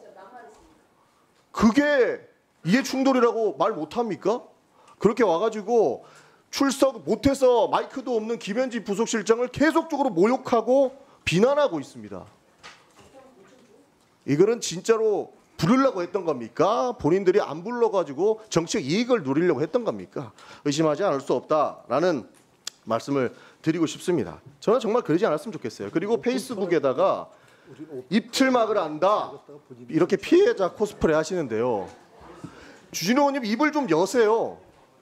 800에 7070이 누군지 좀 밝혀주세요. 셀프 입틀막해서 모른다라고 말씀하지 마시고 입을 열어서 800에 7070이 누군지 말씀을 해주십시오. 작년에 운영위원회 들어왔으니까 문제없다라고 하는데 작년에는 800에 7070이 누군지 전부 다 싹 잡아뗄 때였습니다. 기억 못한다 할 때였습니다. 근데 지금은 전 장관이라는 사람이 누군지도 불었어요. 상황 변동이 있었으니까 우리가 이해충돌 문제 삼는 겁니다. 그리고 지금 하시는 말씀이 전부 다 음모론 아닙니까? 아직도 검사인지 아시는데 재판에서 검사 측에서 주장할 만한 내용 가지고 와가지고 말씀하시는 것은 정말로 잘못된 겁니다. 어저께도 뭐 사랑제는 30만 원이고 3천각은 1억에 빌릴 수 있다라고 사실과 거짓을 교묘하게 엮어가지고 선동하는 겁니다. 제가 총리 청문회도 같이 했었는데 그때도 장롱속 6억 총리라면서 얼마나 이야기를 했었습니까? 질문을 안 했는데 무슨 취조를 합니까? 이렇게 그 가짜 뉴스를 지속적으로 반복하면 국민들은 사실 좀 믿게 된다는 게 베델스식 선동 방식이에요. 여기에 비서실장께서 흥분하실 필요 전혀 없다. 저는 그렇게 생각을 합니다. 아닌 것은 정확하게 아니라고 끊어주시면 된다는 말씀 드리겠습니다. 비서실장께 질문 드린 거예요. 그리고 자꾸 어떤 유튜브에 올라온 불법 음성 파일 가지고 부서실장이 PC 교체했으니까 증거인멸 고사다 이런 얘기하는데 아직도 유튜브 보고 정치하는 사람이 있습니까? 레거시 비디오 보지 말고 유튜브 봐라 라고 하다가 계엄했어요.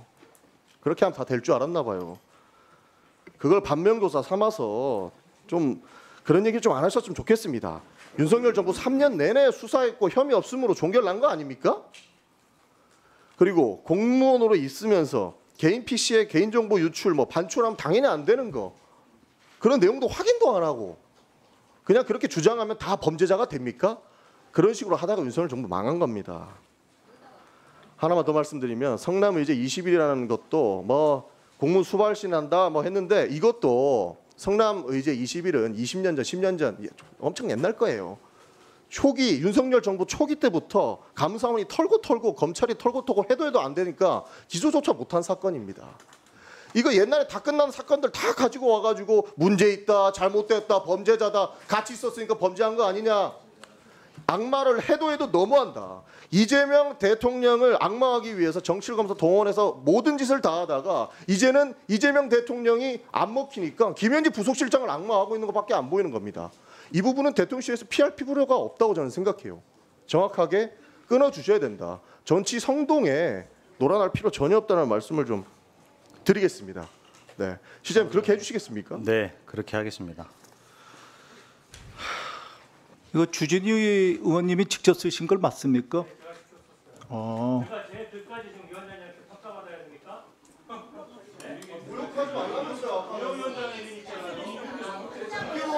그러니까 평가할 필요 없어요. 평가할 필요 없어요. 주진우 의원님 아니 평가할 필요 없어요. 주진우 의원 글 평가하고 싶지 않으니까. 그러니까 결국은 김현지 실장이 권력자니까 내가 거기에 꼼짝 못한다 이렇게 야지를 넣은 건데 위원장이 그 위원들한테 이런 대우 받아가면서까지 이 위원회를 갖다가 해야 돼요? 본인 되게 세네. 그럼 나도 저 막말해도 되는 거네요. 평가받지 않아도 되는 거니까. 동료 위원한테 최소한의 예의라는 건 있어야 된다는 거는 우리 국민의 위원님들도 잘 아실 테고.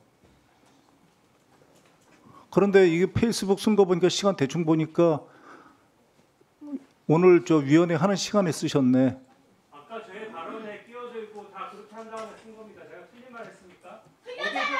어제도 위원회 평가하지 않습니다. 내 얘기 들으라고. 듣기 싫으면 나가시고. 제가 얘기한 거에 왜 다 끼어드십니까? 제 사과를 제가 받아야죠. 제가 방해받았는데. 그러니까 그게 왜 모욕입니까? 그 모욕이 왜 모욕이라는 건 내가 모욕적으로 생각하면 모욕인 겁니다. 진짜 이런 식으로 하실 거예요?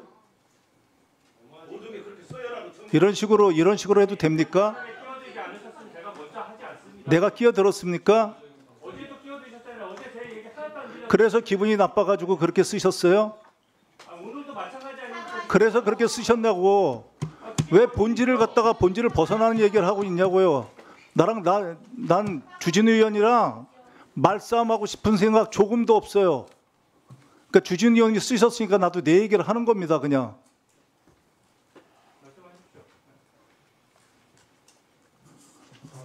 나 정말 말씀하라고요? 지금 뭐 하는 겁니까? 예? 지금 뭐 하는 거냐고. 위원회 하는데 위원회 그거 안 되니까 위원장한테 야지 넣는 그러니까 페이스북이나 올리고. 그러니까 내가 저 편파적으로 해도 되는 거예요? 그러니까 서로 같이 야지 넣는 거야?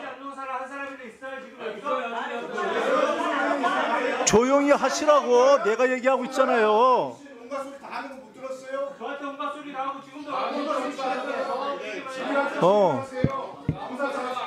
그러니까 편파적으로 해도 된다는 거 아니에요.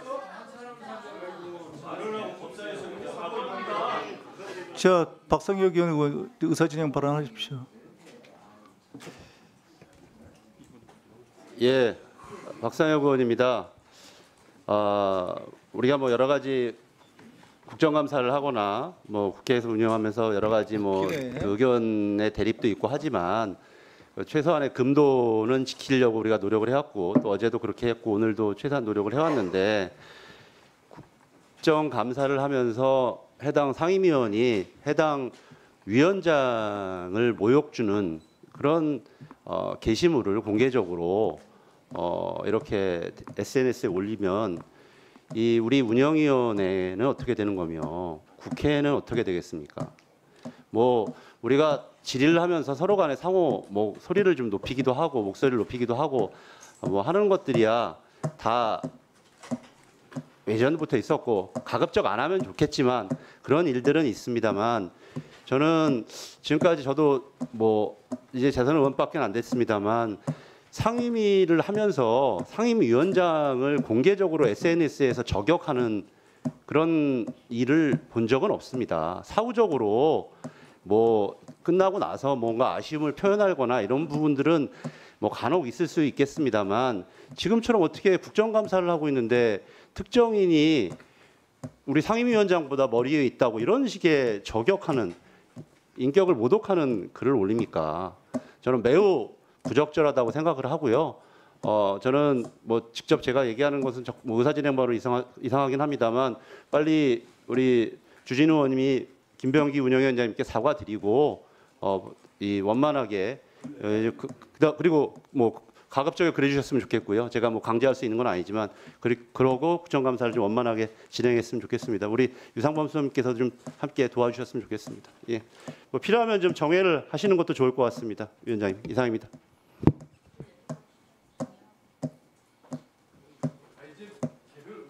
조용히 하세요. 조용히 하시라고. 꼬박꼬박.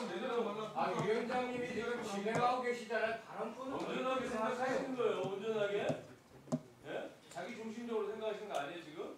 발언권을 좀 먹고. 이 위원장을 말씀하시는 박충건 의원님. 싫습니다. 정의를 해도 내가 하고 안 해도 제가 합니다.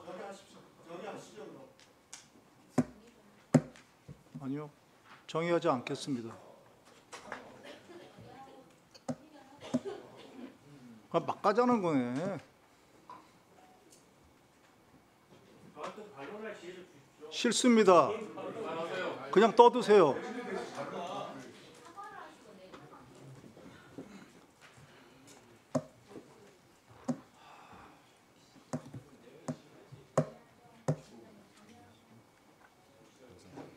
들어가 있어.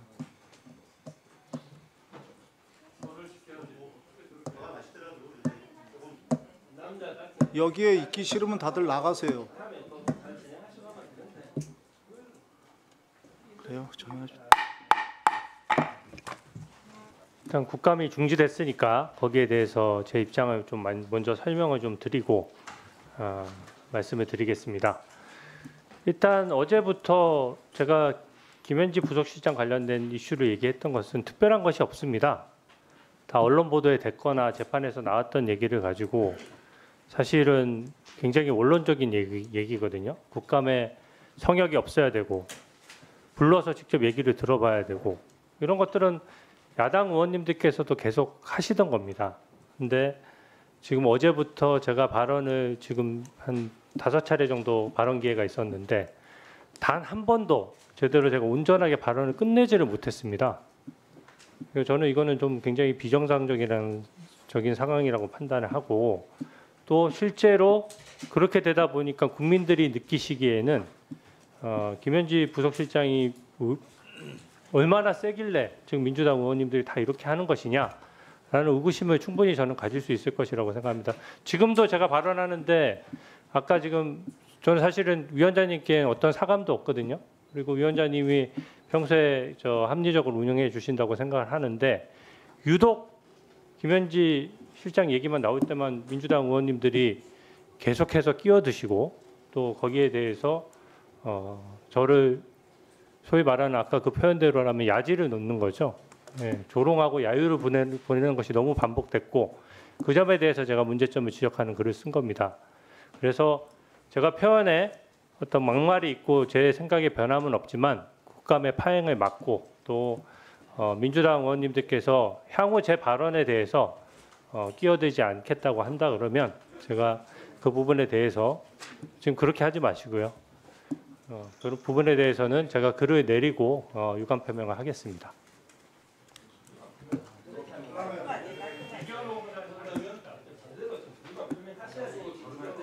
네, 경북 경산의 조지현입니다.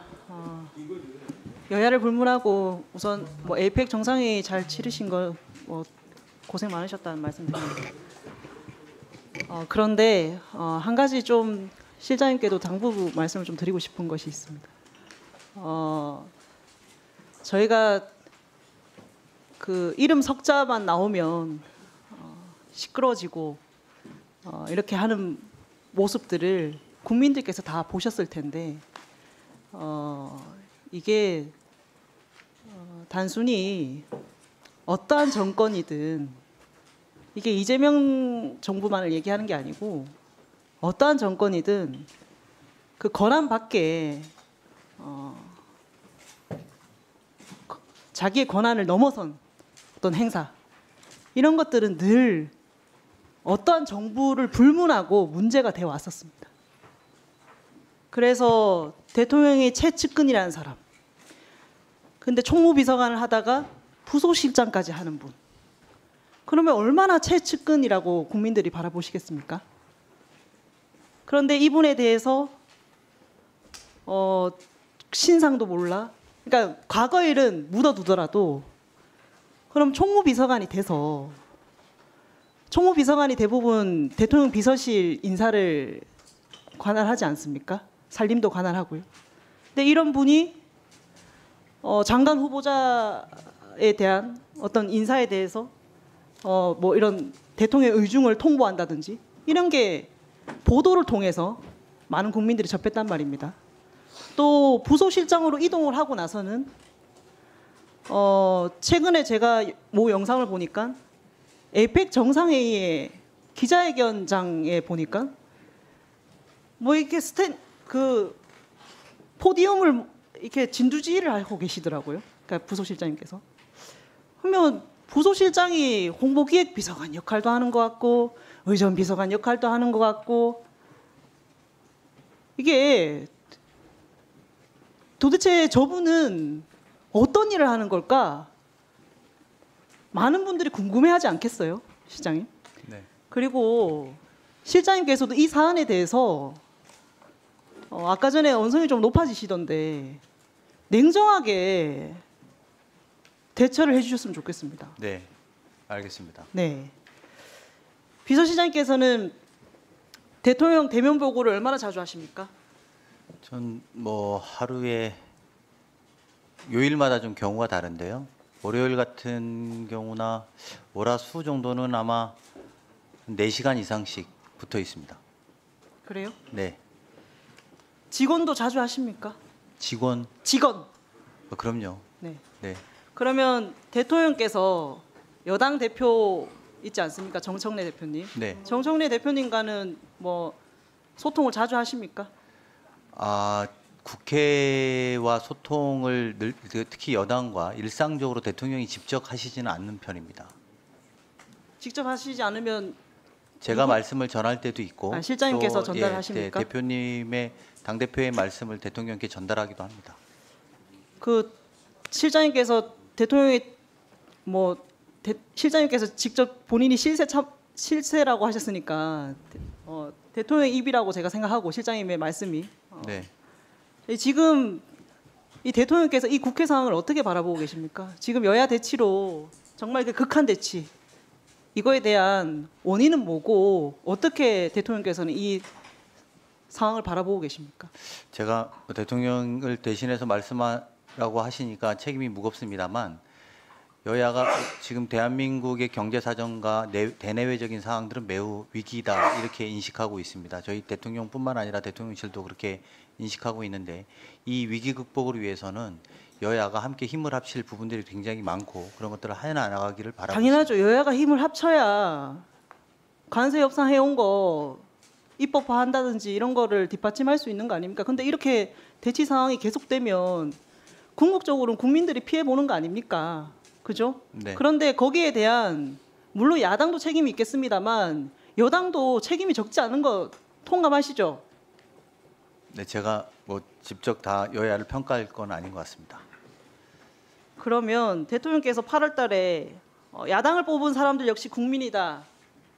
야당을 배제해서는 안 된다. 이런 얘기 하셨는데 여야 협치와 관련해서는 다른 지시를 하시거나 대통령께서 말씀은 없으셨습니까? 의원님 제가 말씀을 잘못하면 또 다른 파장이 있을까 조심스럽긴 합니다만 그 당시에 양당의 대표님과 만나시고 대통령께서는 야당의 대표님에 대해서 굉장히 신뢰감을 가지셨습니다. 근데 그 뒤로 이어졌던 일련의 행보들과 메시지가 저희 대통령실에서는 좀 오해할 만한 소지가 좀 있어서 그 뒤로 연락이 잦아지지는 못했다는 점을 말씀드립니다. 정무수석께서는 민주당의 입장이나 취지에 동의하지만 가끔 속도나 온도의 차이가 난다. 대통령이 수석께 당이 왜 저런 결정을 내렸냐고 질문을 많이 한다고 했는데 수석님 이 발언을 어떻게 해석해야 됩니까 저희가? 시간 좀 멈춰 주십시오. 나와서 말씀 좀 해주십시오. 속도와 온도가 차이가 난다고 했는데 구체적인 어떤 법안이나 어떤 현안에 대해서 분명히 얘기를 하시다가 그런 얘기를 하셨겠죠. 배경을 한번 설명해 주시죠. 전반적인 말씀을 가끔 하시는데 이제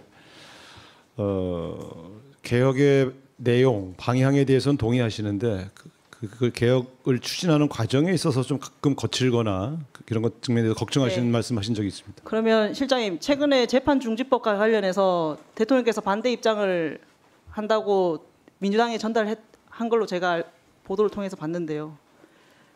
재판중지법 중단은 그래 잘 하신 것 같아요. 그런데 법을 잘못 적용하거나 해석한 검사와 판사를 처벌하는 법 왜곡죄에 대해서는 어떻게 생각하십니까? 저 개인의 생각을 여쭙는 겁니까? 아니면 대통령? 실장님 생각도 말씀해 주시고 대통령께서 당연히 이런 연장선에서 다 모든 걸 얘기하셨겠지 않겠습니까? 대통령실은 이 문제에 대해서 아직 토론하거나 공개적으로 논의해 본 바는 없다는 말씀 명확하게 드리고요. 제 개인 그러면 잠깐만 제가 시간이 좀 부족해서 그러면 대법관 증언법에 대해서는 또 어떻게 생각하십니까? 기본적으로 사법개혁과 관련해서는 국회가 추진하는 것이라고 인식하고 있습니다. 첫 번째로 주신 법관에 대한 따로 이렇게 할 수 있는 법안에 대한 대법관 증언법 말고 앞에 게 뭐였죠? 제가 죄송합니다. 법 왜곡죄에 관련해서는 최근에 제주도에서 판사들이 노래방 가고 뭐 이랬던 사건들이 하나 국민들한테 인식이 되어 있는 것으로 알고 있습니다. 그런 판사들이 사회적 판결을 받는 데 있어서 유난히 판사들끼리 관계로서 문제가 처리되는 것에 대해서 우려를 갖고 있는 것은 제 개인의 의견으로 말씀드리겠습니다. 지금 이재명 대통령 그리고 다수당을 차지한 민주당 이렇게 하는데 굳이 법 왜곡죄니 대법관 증언법이니 네, 마무리해 주십시오. 이런 게 왜 필요합니까? 여당인데 대통령이 이재명 대통령인데 뭐가 무서워서 사법부가 뭐가 무서워서 그런 법이 필요해요. 자, 마무리해 주세요. 이해 숨지 말고 이런 입장도 분명히 민주당이 정확하게 밝히 주셔서 정리해 주셔야 경쟁이 끝난다. 네, 의원님 말씀 유념하겠습니다. 네, 부산 동래구 서지영 의원입니다. 그 의사진행 발언을 항상 따로 별로 안 주시기 때문에 말씀드립니다. 오늘 대통령실에서 알림이 나왔었죠? 김현지 부속실장이 대기하고 있다는 알림, 실장님? 네, 그렇습니다. 알림을 내는 것은 누가 결정했습니까? 대통령이 결정하셨습니다. 대통령께서요. 오후 한 4시쯤 나왔습니까? 네, 그런 것으로 알고 있습니다. 예. 그래서 기사가 나왔습니다. 기사를 보니까 그 오늘 뭐 오전에 출석하기로 했기 때문에 당초에는 오전에도 아마 계셨을 거고 오후 일정 수행하지 말라고 경내에 대기를 했던 것으로 알고 있습니다. 그러면은 하루 종일 김현지 실장은 경내에 대기를 하고 있었다는 거네요. 네, 그렇다고 보시면 됩니다. 그리고 강훈 실장께서는 그걸 다 알고 계셨다고 기사에 나와 있고요. 제가 인지하게 된 시점은 4시 정도입니다. 미리 아셨던 게 아니고요. 워낙에는 출발을 같이 하려고 계획하고 있었는데 당초에 TV조선에서는 이미 강훈 실장은 알고 있었던 것이고 우상호 수석은 몰랐던 것 같다라는 기사 내용이 있습니다. 허위 사실에 대해서는 대처하겠습니다. 예, 그것은 허위 사실입니까? 예, 그래서 기사가 변경된 것으로 보입니다. 아니, 사실이 아니니까요. 예. 그럼 대통령께서는 언제 그런 지시를 하셨습니까? 그것까지는 제가 아시겠습니다만 여기 국감장에 있어서 대통령의 네네. 지시사항을 실시간으로 보고하지 못했고 알림이 뜬 때 저는 실제로 확인했다는 오후에 그러니까 오후 일정을 수행하지 말라라고 지시를 하셨다면 사실상 하루 종일 대기하고 있었던 건데 그것을 실장께서 오후 4시경에 알았다는 것은 이해가 안 되는데요. 알림이 오후 4시경에 나왔는데 실장께서는 본인도 알림 보고 하셨습니까? 미리 연락 안 받았습니까? 네, 몇 시경에 연락 받았습니까? 저 국정감사하고 있어서 핸드폰을 따로 보거나 연락을 중간에 받지 오늘 휴식과 파행이 얼마나 많았는데 그거 모르십니까? 그때까지는 그런 거 뒤에서 쪽지를 안 줍니까? 정무수석실에서? 정무수석님 앞으로 잠깐 나와주시겠습니까? 시간 중단해 주세요. 네, 수석님은 언제 알았습니까? 저도 언론 보도 보고 알았습니다. 아, 언론 보도 보고 알았습니까? 네. 저희가 국정감사장에 있었기 때문에 대통령과 상의할 시간이 없었지 않습니까? 대통령께서 직접 김현지 실장한테 지시하신 것으로 알고 있습니다. 예, 그러면 대통령은 오후 일정에는 수행하지 말라라고 지시하셨다면 오전에 지시하셨을 것인데 정무수석께서도 언론을 보고 알고 실장께서는 오후 4시경에 연락을 받았다는 얘기네요. 저희는 오후 일정에 부속실장이 동승하는 것으로 알고 있었습니다. 오후 일정에 동승하는 것으로 대통령 알고 오후 일정에 있었고요. 동승하는 것으로 그러니까 알고 있었습니다. 대통령께서는 오전에 지시하시고 사실상 하루 종일 경내에 대기를 했는데 여기 나와 계신 분들께서는 아닙니다, 김현지 그거는- 부속실장이 대기하고 있는지 없는지 몰랐고 그러니까 대통령실에서 알림을 낼 때쯤이야 다들 인지했다는 얘기 아닙니까? 의원님 좀 잘못 알고 계신데요. 오전에는 그런 지시가 없었고요. 대통령은 오후 일정에 수행하지 말라라는 거는 오전에 지시하신 거 그거는 아니겠습니까? 의원님의 생각이고요. 네네. 사실관계는 그렇지 않습니다. 그러면 아마 오후 일정에 수행하지 의원님- 말라는 거는 오후에 지시합니까? 그럴 수도 있습니다. 네네. 그게 아시겠습니다만 헬기 타기 직전에 그런 지시를 한 그게 것으로 몇 시경입니까? 추정됩니다. 대통령의 일정에 대해서 공유하는 것은 적절하지 않은 것 같고요. 네네. 제가 의원님의 답변에 성실하게 말씀드리려고 하는 겁니다. 오전에 지시했다면 저희가 아마 인지하고 있었을 겁니다. 그렇지만 오전에 지시가 없었고 대통령의 오후 일정에 원래 동반해서 가게 될 계획이었었는데 네네. 아마 저희들의 추측으로는 오후에 지시한 것으로 판단되고요. 대통령 그리고 오후 일정 시작이 몇 시입니까? 그 일정에 대해서는 제가 말씀드리기가 좀 곤란합니다. 아마 재해 일정인 것으로 네, 그렇습니다. 왜 보도에 나왔는데 그것도 얘기하기 어려운 겁니까? 재해 시간은 일정 때문에 가신 거예요? 시간이나 장소를 말씀드리는 공개 일정이 아닙니까? 네, 그러니까 적어도 그게 제가 말씀드리기 참 어려운 것이 네네 괜찮습니다. 네. 그래서 그 대통령의 알겠습니다. 동선을 말씀드리는 네, 건 적절치 무슨 말씀인지 알겠습니다. 대통령께서는 오후 일정에 동행하지 말고 대기하라는 지시를 하셨다고 했고 여러분들께서는 모두 연락을 제때 못 받았다고 했고 심지어 우상호 수석은 언론을 보고 알았다고 했습니다. 그리고 실장께서는 연락을 한 오후 4시에 알림이 나갈 즈음에 알았다고 그렇습니다. 말씀을 하셨습니다. 네. 저는 이 보도를 보고 느낀 것은 뭐냐면 대통령께서는 마치 국회를 존중하는 듯 대기를 하라는 지시를 하셨다는 지시쇼를 하신 것으로 보입니다. 그리고 김현지 실장은 오늘 하루 종일 대기했다는 대기쇼를 한 것으로 보입니다. 그리고 덩달아서 저는 정부 여당이 이런 거 몰랐을 리 없다고 생각합니다. 실장께서도 이거 모르고 앉아있을 리 없다고 생각합니다. 그런데 여당에서는 거부쇼를 벌이고 있다고 생각합니다. 국회 합의를 운운하면서 말이죠. 그래서 어떻게 이렇게 삼박자가 딱딱 맞아떨어지나 이런 생각을 합니다. 여기에서 가장 안타까운 게 아무것도 모르고 언론을 통해서 알았다는 우상호 수석입니다. 우상호 수석이 오늘의 의문의 1패인 것 같습니다. 그래서 지금이라도 영상으로 말씀드립니다. 김현지 실장님 본인의 의지로 이 자리로 나와주시기를 부탁드리겠습니다. 다음 질문 드리겠습니다. 실장님. 네네. 실장님께서는 그 대통령의 인사의 안목이 굉장히 높다 이렇게 말씀하셨죠? 네, 그렇습니다. 네. 그 참 안목이 높은지 어떤지 우리 정부의 내각의 모습을 한번 볼까요? PPT 띄워주시겠습니까? 예. 제가 가만히 보니까 국무위원과 대통령실은 수석들만 인적사항이 공개되기 때문에 확인된 사람들만 봤을 때 총 정가 합계가 이재명 정권은 총 정가 합계가 31범입니다. 비서관들까지 다 알려지면 행정관들까지 알려지면 아마 한 100범쯤 되지 않을까 싶습니다. 전자정부가 아니라 전과정부죠. 31범인데 이게 아이스크림이면 얼마나 맛있겠습니까? 그런데 전과정부가 되노니 온 국민들이 부끄러워서 참 낯이 뜨겁습니다. 그런데 또 있습니다. 그중에 다음 PPT 주시죠. 예, 음주운전자 5명. 그다음에 강호식 실장님도 있으시더라고요. 무면허 운전의 교통사고 처리 특례법. 이 전과자들만 6명입니다. 보니까 참 부끄럽지 않습니까? 이것이 대통령의 안목입니까? 먼저 제 문제가 있기 때문에 말씀을 드리면 자, 질문 하나 더 드릴게요. 강호식 실장님은 무면허 운전은 공개가 돼 있어요. 근데 교통사고 처리 특례법 정가가 있습니다. 이거 사람을 치어야만 생겨나는 정가 아닙니까?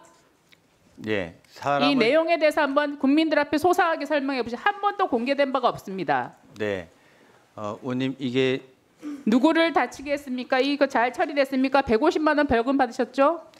네, 답변을 할 수 있게 해주셨으면 좋겠는데요. 답변하십시오. 네, 먼저 저희는 이 문제를 3선 국회의원 하는 동안 선거 때마다 이 문제를 상대당에서 제기했었고 그때마다 저 스스로에 대해서 반성하고 엄격하게 스스로를 체근하고 있습니다. 오래된 일이지만 그것을 핑계대지 않고 두 번 다시 이런 일이 없도록 제 스스로를 계속 다져봅니다. 위원님의 소중한 질의 시간에 제 과거의 잘못으로 할애하게 된 점에 대해서 송구스럽게 생각합니다. 네, 교통사고 처리 특별법 위반은 국민의 중과실을 거쳐서 사람을 다치게 한 군대 범죄입니다. 사람 다치게 한 건 아닙니다. 그래서 그 문제에 대해서는 그렇습니다. 그거는 아니기 때문에 아닙니다. 제가 선거 과정마다 소명했기 때문에 더 이상 별도의 소명은 필요 없을 것 같습니다. 서재 의원이 정리해 주세요.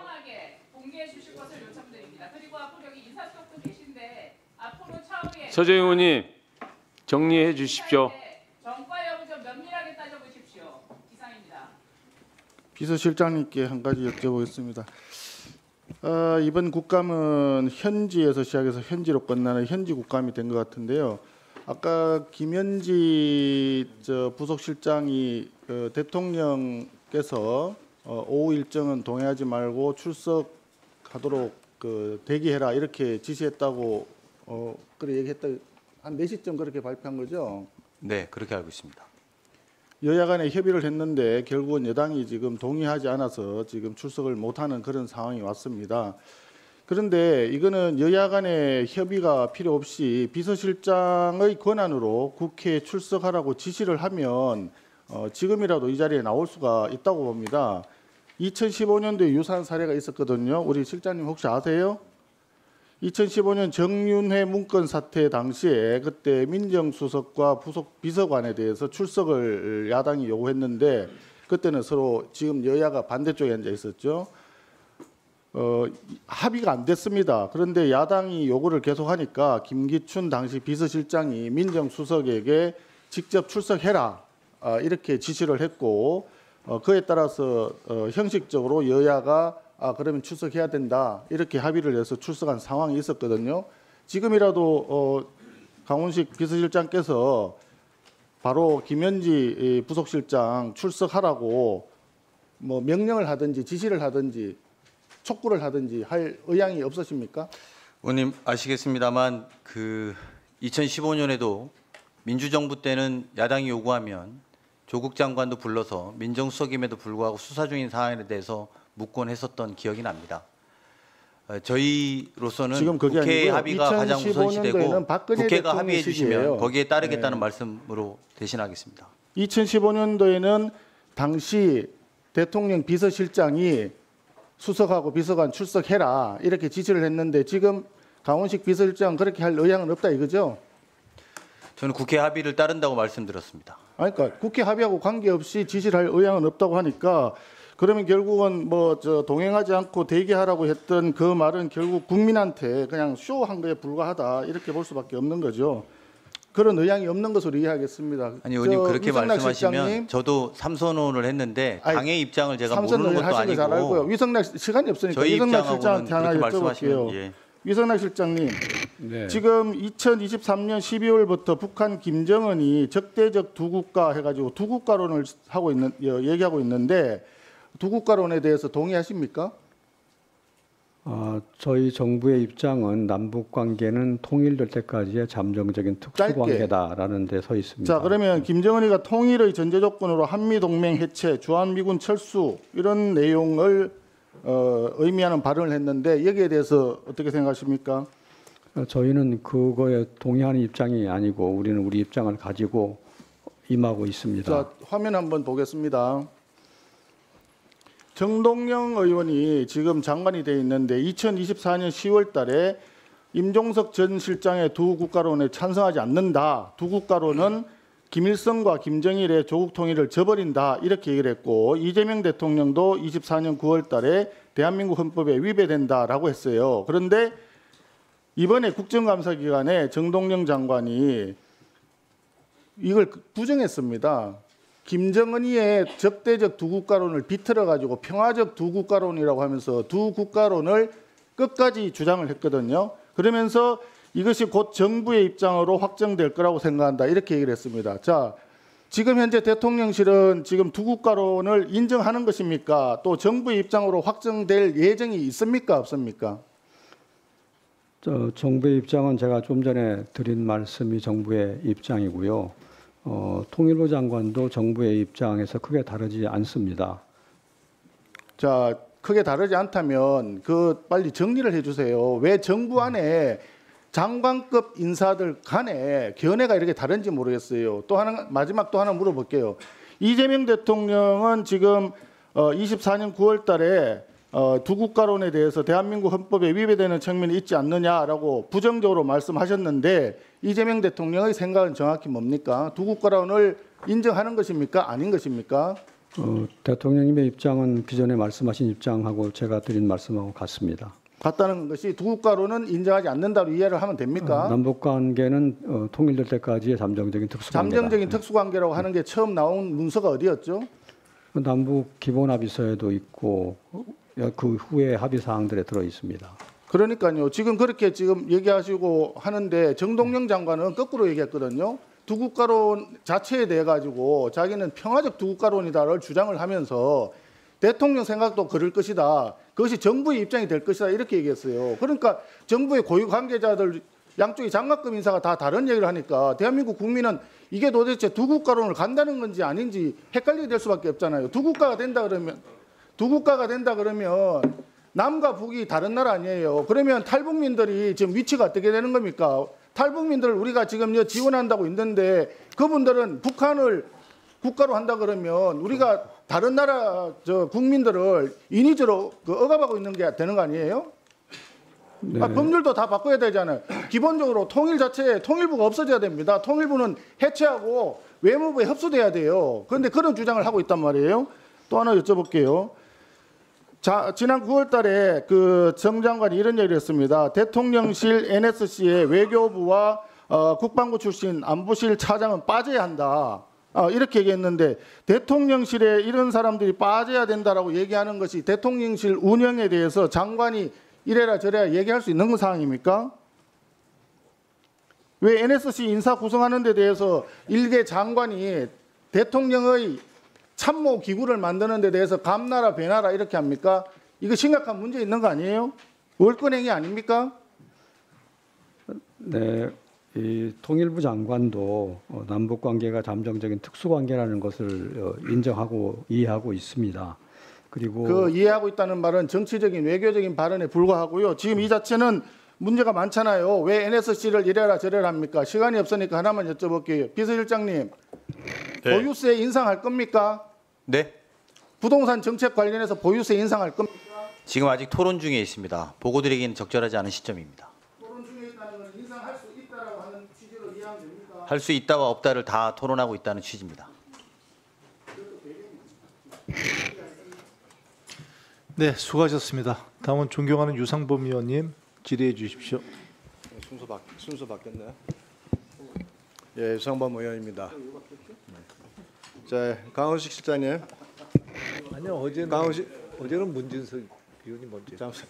아니, 시간 다시 넣어주세요. 다시 눌러주세요.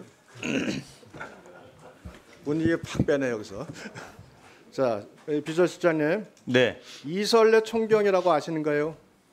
이설래 총경 아마 우리 공직기강에서 문제됐던 분 같은데요. 네, 대통령 국정상황실 행정관으로 있었다가 7월 달에 경찰청 인사 부당 개입이다 그래가지고 아마 원대 복귀한 걸로 알고 있습니다. 그렇죠? 맞습니까? 네. 대통령실이 어떻게 돼 있는데 이렇게 일개 행정관이 경찰청 인사 부당 개입을 한다는 평을 받는지 굉장히 대범한 선수입니다. 그죠? 네. 이게 가능한가요? 저는 잘못된 일이라고 생각합니다. 네, 잘못된 일이죠. 네. 그런데 봅시다. 그때 지금 그 3월 10일 이후에 경찰청 총경 인사가 난 후에 그 이후에 난 인사가 딱 하나 있습니다. 7월 2일자에 경찰청 인사과장 원포인트 인사가 발생합니다. 김종관이라는 복직과장 인사과장으로 오고 이용욱이라는 인사과장이 복직과장으로 바뀝니다. 자, 이 김종관이라는 사람 아시죠? 네, 압니다. 네, 같은 동양 출신이고 보니까 나이도 같으시대요. 자, 그러면 이 사람이 관여했다는 건 결국은 이 경찰청 인사과장 원포인트 인사에 관여했다는 얘기인데 인사과장을 파견한 행정관이 인사에 영향을 미칠 수 있습니까? 파견의 행정관이 인사 영향 미치는 건 적절치 않다고 판단했기 네. 때문에 복귀시킨 겁니다. 자, 그렇다면 저는 우리가 서로 알면서 이렇게 약속 대리를 하는 듯이 하는데요. 적어도 경찰청 인사과제랑 핵심 보직을 변경시키려면 행정관이 할 수 있는 거 아니잖아요. 그 위에 누군가의 지시를 받아가지고 행정관이 그 지시를 전달한 거 아니겠어요? 경찰청장 대행에게. 그럼 누가 지시를 전달했습니까 이때? 그건 확인 안 됐습니까? 의원님이 질의하시는 내용의 이유는 충분히 이해가 됩니다. 제가 김종관 인사과장은 아산 서장일 때 알게 된 관계고 그 이상의 관계는 잠깐만요, 없습니다. 실장님. 네. 짧은 시간에 이렇게 길게 하시면 네, 삼선 의원 하셨다고 눈에 네, 그럼 이따가 감겨지면 말씀드리겠습니다. 짧게 말씀하시면 네. 자, 그 위에 누군가가 지시가 있었으니 당연히 전달을 했을 거고 전달했으니 인사가 났을 거 아닙니까? 왜 전달자가 누군지 확인하셨냐고 물어봅니다. 지시가 있었으면 이 사람을 원대복귀시키지 않았을 겁니다. 야, 그렇지 않습니까, 의원님? 네. 지시한 사람이 책임져야죠. 우리가 이런 걸 말하죠. 희생양이라고. 아니 그렇게 했으면 요즘 같은 시대에 다 양심선언 하지 않겠습니까? 글쎄요, 이 사람이 아예 나가지 않느나 정권 안 바뀌는데 양심선언 하겠어요. 제가 이분을 잘 여기서, 모릅니다. 생각을 해보세요. 대한민국 대명천지에 경찰청 인사과장 인사를 하는데 파견 행정관이 자기 혼자서 움직여서 인사를 좌지우지한다. 이거 코미디죠. 이거 비서실장께서 김종관의 관계도 아주 특수 관계고 사실 개인적으로 아는 관계고 그럼 비서실장께서 이 부분에 대해서 관여한 거 아닙니까? 아닙니다. 아닙니까? 네. 그럼 비서실장 위에 누군가 관여했다는 거 의심 안 해봤습니까? 의심할 수가 없습니다. 야. 저희가 그랬다면 이 사람을 복귀시키지 않았을 거 아닙니까? 아니 세상에 태어나서 이렇게 옹색하게 답을 하시면 어떡해요? 행정관 한 명이 어떻게 인사과장 인사를 합니까? 그래서 이 사람이 복귀된 겁니다. 네, 좋습니다. 근데 제가 듣기로는 경찰청장 대행은 그 대통령실에서 도대체 인사하지 말라고 하는데 왜 원포인트 인사를 했느냐 이렇게 얘기하는데 그 추궁하니까 이게 이제 비서실장 지시로 인사를 했다 이런 말까지 했다는 말이 들려요. 그래서 그런 사실은 아니다 이거죠? 네, 그렇습니다. 네. 자, 이러면은 이게 행정관이 경찰청장의 인사를 내는 이런 조직 구성을 가지고 있다는 말이 되는데 이렇게 기강이 해이해져서 되겠습니까? 옳으신 지적입니다. 그래서 원대복귀 시켰습니다. 사람을 그렇게 희생양으로 삼고 그렇게까지 그건 말씀하시는 과도한 말씀입니다. 사실이 아닙니다. 예.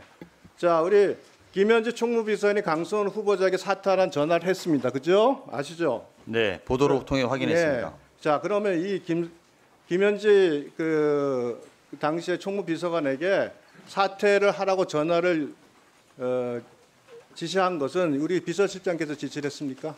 제가 이따가 길게 말씀드려야 될 것 같아서 마지막에 말씀드리겠습니다. 아니 간단하게 하셔야죠. 지시를 누가 했냐만 말씀하시면 될 거 아닙니까? 지시한 적 없습니다. 비서실장이 지시한 적이 없습니까? 네. 그럼 김현지 그 비서관이 본인이 알아서 하지는 않았겠죠, 그죠? 아마 대통령 지시를 받고 하신 모양이죠. 그럼 결국은 길게 말씀드려야 된다고 말씀드려가지고요. 예. 그럼 아니 길게 말씀할 시간이 없잖아요. 제 질문 시간 예, 벌써 질의 끝나면 2분 답변드리겠습니다. 남았습니다. 결국 대통령이 지시했는데 김현지 총무비서관이 일개 인사위원회 위원도 아니고 그런 사람이 직접 나서서 강선우 비서관에게 전화를 했다. 이래서 김현지에 대한 실세련이 나오는 거 아니겠습니까? 자, 한번 PPT 장업 띄워보세요. 이게 7월 달에 여의도 옆 대나무숲 익명으로 뭐 잘 아시죠? 우리 비서실장님. 여기에 많은 얘기가 나옵니다. 김현지 부속실장에 대해서 이렇게까지 그 실세라는 여러 가지 얘기들이 나오고 있습니다. 뭐 이런 점에 대해서 동의할 수는 없겠죠? 네. 네. 그럼 한번 봅시다. 잠깐 멈춰 주실래요? 잠깐 멈춰 주세요. 우상호 정무수석님. 네, 잠시 뵐까요? 꼭 2, 3초씩 늦게 멈춰. 행정실은. 네. 더 드릴게요. 자, 우석님. 9월 24일 날 운영위에서 김현지 총무비서관이 불출석이 논란이 돼서 시끄러웠습니다. 그죠? 네. 그런데 9월 29일 날 바로 지금 김현지 총무비서관이 비서실장으로 발령이 났어요. 부속실장. 예. 부속실장. 네, 부속실장은 났습니다. 그런데 이게 지금 소위 말하는 위인 설관에 이은 위인 면출 아니냐, 김현지 비서실장을 위해서 출석을 면하기 위한 인사가 아니냐라는 말까지 나왔어요. 그랬더니 이렇게 말씀을 하셨습니다. 한 달간 준비한 인사로서 인사 실시했고 처음부터 불출석을 전제로 한 인사는 아니다. 이렇게 말씀을 하셨어요. 그죠? 네. 맞습니다. 자, 그러면 근데 곧 몇 명 인사하는 것도 아니에요. 총무비서관 뭐 부속실장으로 올리고 2부속실장 총무비서관, 1부속실장 대변인 3명 인사를 돌리는데 뭐 한 달간 준비합니까? 한 달간 준비했다는 뜻은 한 달 전부터 계획했다는 뜻이고요. 자, 그러면은 네. 김혜경 여사 섭섭하지 않겠어요? 그건 김혜경 여사님과 무관한 일이고요. 아니, 그러니까 이 부속실장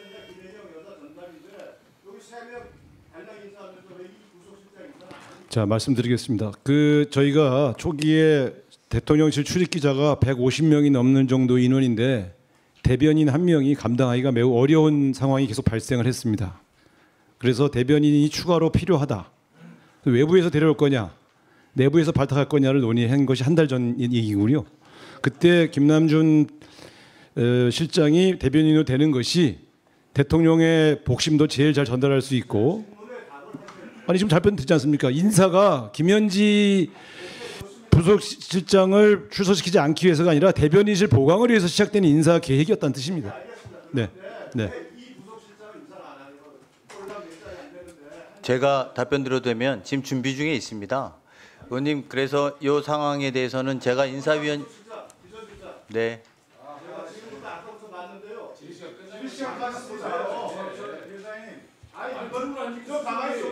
담당자한테 물어보셔야죠. 자,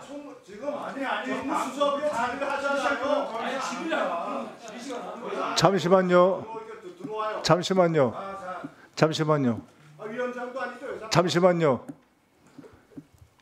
다시 말씀드리지만 운영의 진행은 제가 합니다. 질의 마치세요. 하시고. 자, 제2부속실장 인사가 안 된 걸 물어보지 않습니까? 왜 그건 빠졌다 이거예요. 마지막에 부속실장 인사는 정무수석의 권한은 아니기 때문에 저한테 말씀하실 문제는 아니고요. 다만 그때 인사가 이루어진 배경을 제가 설명드리지 않습니까? 질문해 놓으시고 왜 그렇게 말씀하세요? 자, 마무리해 주십시오. 아니 김남준 실장을 대변인으로 채용하는 과정은 제가 같이 의논했던 일이기 때문에 제가 제일 잘 알죠. 그래서 네. 위원장이 보통 질의를 잘 안 하는데요. 야당 의원들께서 그리고 여당 의원 일부가 질의한 내용에 대해서 답변이 좀 부족했던 게 있는 것 같아요. 그래서 제 시간을 활용해서 질의 3개를 드리겠습니다. 여기에 대한 답변하실 내용이 있으면 비서실장 답변해 주시기 바랍니다. 첫째로 강선우 의원 인사 개입 의혹에 대해서 질의가 있었고요. 김인호 산림청장 인사 개입 의혹에 대해서 질의가 있었고요. 그다음에 특활비 사용 내역에 대해 뉴스타파에서 보도한 특활비 사용 내역에 대해서 질의가 있었는데 이 3개 내용에 대해서 아까 질의를 하겠다. 이거 시간 드세요. 질의가 있었는데 그에 대한 답변이 좀 제가 없을 때 하셨는지는 모르겠는데 하셨으면 안 하셔도 되고요. 아니면 부족했으면 지금 답변해 주시기 바랍니다. 네, 위원장님 감사합니다. 강선우 후보자 당시 통화와 관련해서는 이미 대변인을 통해서 저희가 밝혔듯이 제가 직접 강선우 후보자의 사퇴 의사를 전달받아서 대통령께 보고 드린 바 있습니다. 사후에 언론 보도를 통해서 아까 말씀하셨던 비서관의 통화가 논란이 되었고 확인했습니다.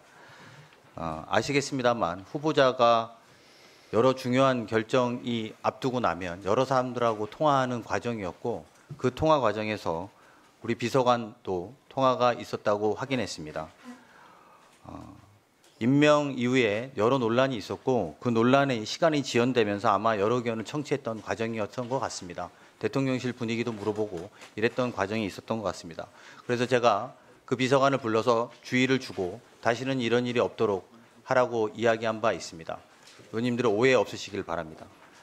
아울러 국감 전에 왜 그 비서관이 총무비서관에서 국감 직전에 부속실장으로 옮겨갔냐는 질문이 있었는데요.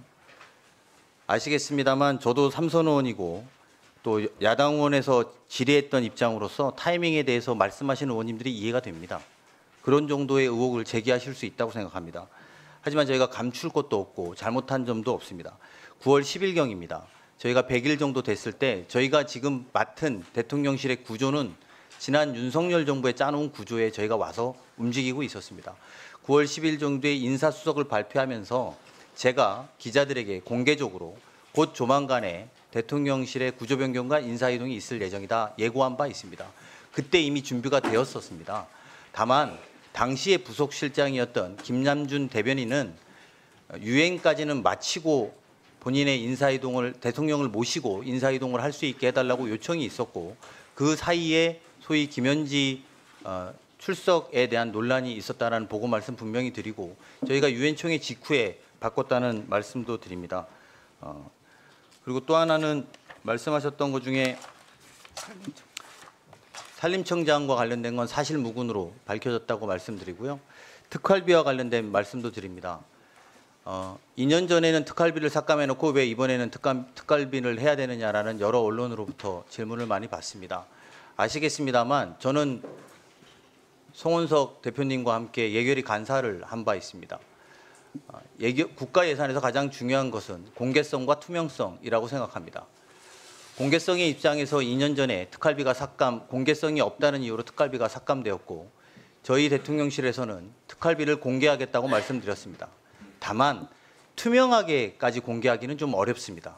특활비 자체가 기밀을 요구하는 데 쓰이기 때문에 저희가 투명하게 하기는 좀 어렵다는 점 양해 말씀드리고 이후에도 공개하는 것을 원칙으로 대통령실뿐만 아니라 다른 검찰이나 또는 경호처나 공개를 하되 투명까지 요구할 수 없는 상황에 대해서 널리 이해해 주실 것을 요청드립니다. 이상입니다. 예, 비서실장님. 네. 인사에 대해서 좀 여쭤보겠습니다. 네. 인사에 대해서 좀 여쭤보겠습니다. 네. 오늘 지금 대통령 경호처도 국정감사의 대상인데요. 경호처장님은 뭐 대통령 경호 업무 때문에 불출석하셨다고 하고 차장은 공석이고요.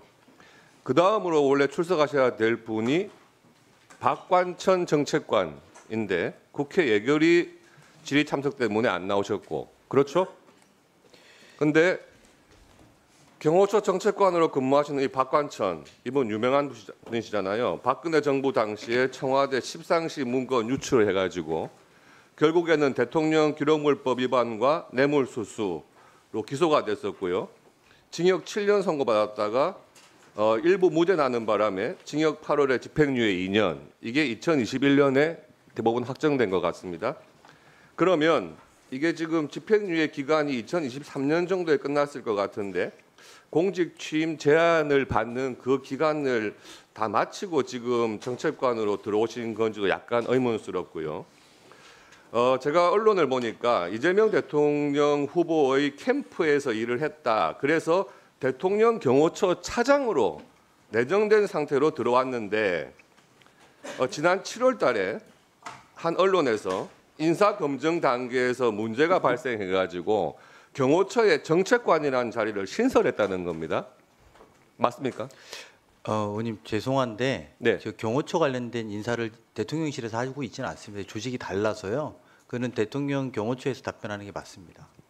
박관천 정책관보다 하급자인 분한테 제가 질의를 할 수 있겠습니까? 이런 문제를? 네, 의원님 말씀. 그런데 말이에요. 네. 좀 전에 한 의원님께서 윤석열 전 정부에서 검찰 출신 등용한 것을 그렇게 비판을 하시더라고요. 이재명 정부에서는 왜 이렇게 정과다 출신을 자꾸 등용하십니까?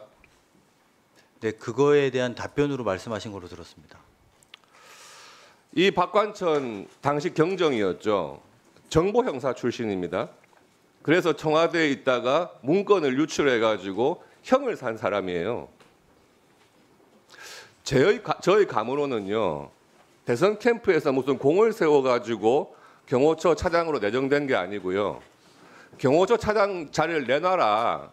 뭔가 이런 요구를 할 수 있는 정도의 뭔가를 가지고 있는 사람이 아닌가 싶어요. 이런 사람 경호처 차장 시키면은요. 지금 인사검증 단계에서 문제도 발견됐다고 하지만 똑같은 짓을 할 수 있는 사람이고 정말 저 충원 드리는 겁니다.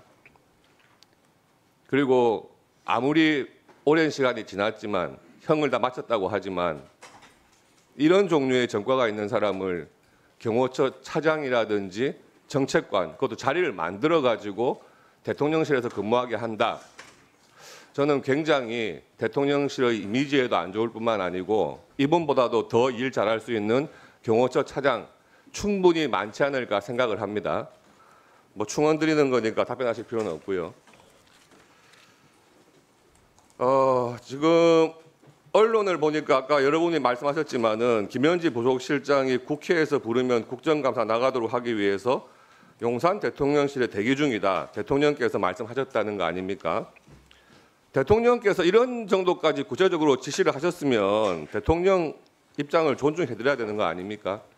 저는 비서실장님이 결단하시거나 우리 운영위원장님께서 결단하셔가지고 대통령님의 이런 큰 결단을 저희는 받들어야 된다고 생각합니다. 김현지로 시작된 국감이 오늘 배치기 국감으로 끝나게 생겼습니다. 김현지 국감으로 우리 화려한 마무리를 장식합시다. 이번에 안 나오면요, 저는 또 걱정입니다. 왜냐하면 이번에 안 나오시면은 내년 국감 또 김현지로 시작해가지고 김현지로 끝날 것 같고, 그때도 안 나오면 다음에도 그렇고, 이 정부 내내 그럴 거 아닙니까? 제가 제안 드릴게요, 시장님. 지금 9시 35분이니까요. 지금 출발하시면 10시 한 10분 되면 도착하실 것 같습니다. 아까 정무수석께서 한 3시간 정도는 각오하고 있었다고 하시던데 오셔가지고 한 3시간, 내일 새벽 1시까지 차수 변경해가지고 우리 5분씩 딱 한 턴 돌고 털고 갑시다. 운영위원장님 좀 그렇게 해주시면 안 됩니까? 계속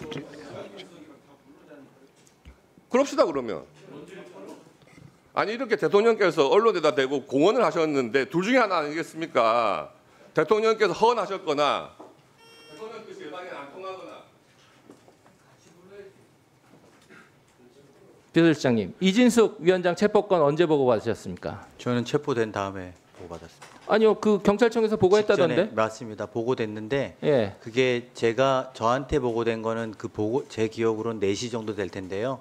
한 15분 정도 전에 제가 마지막 보고를 들었습니다. 근데 왜 그 견제 안 했습니까? 제가 보니까 굉장히 거칠고 문제가 많은 공공연 집회기나 제가 위증도 걸려 있고 지금 행안위에서 제가 징계까지 요구하고 있는 차제고, 전 그냥 객관적으로 보려고 그래도 6차례 해서 잡혀간 줄 알았어요. 근데 6차례 출석 요구 자체가 규정에도 맞지 않고 상식에도 맞지 않습니다. 이거는 당연히 견제했어야 되고, 견제가 안 된 그 정치적 부담은 다 대통령한테 가 있습니다.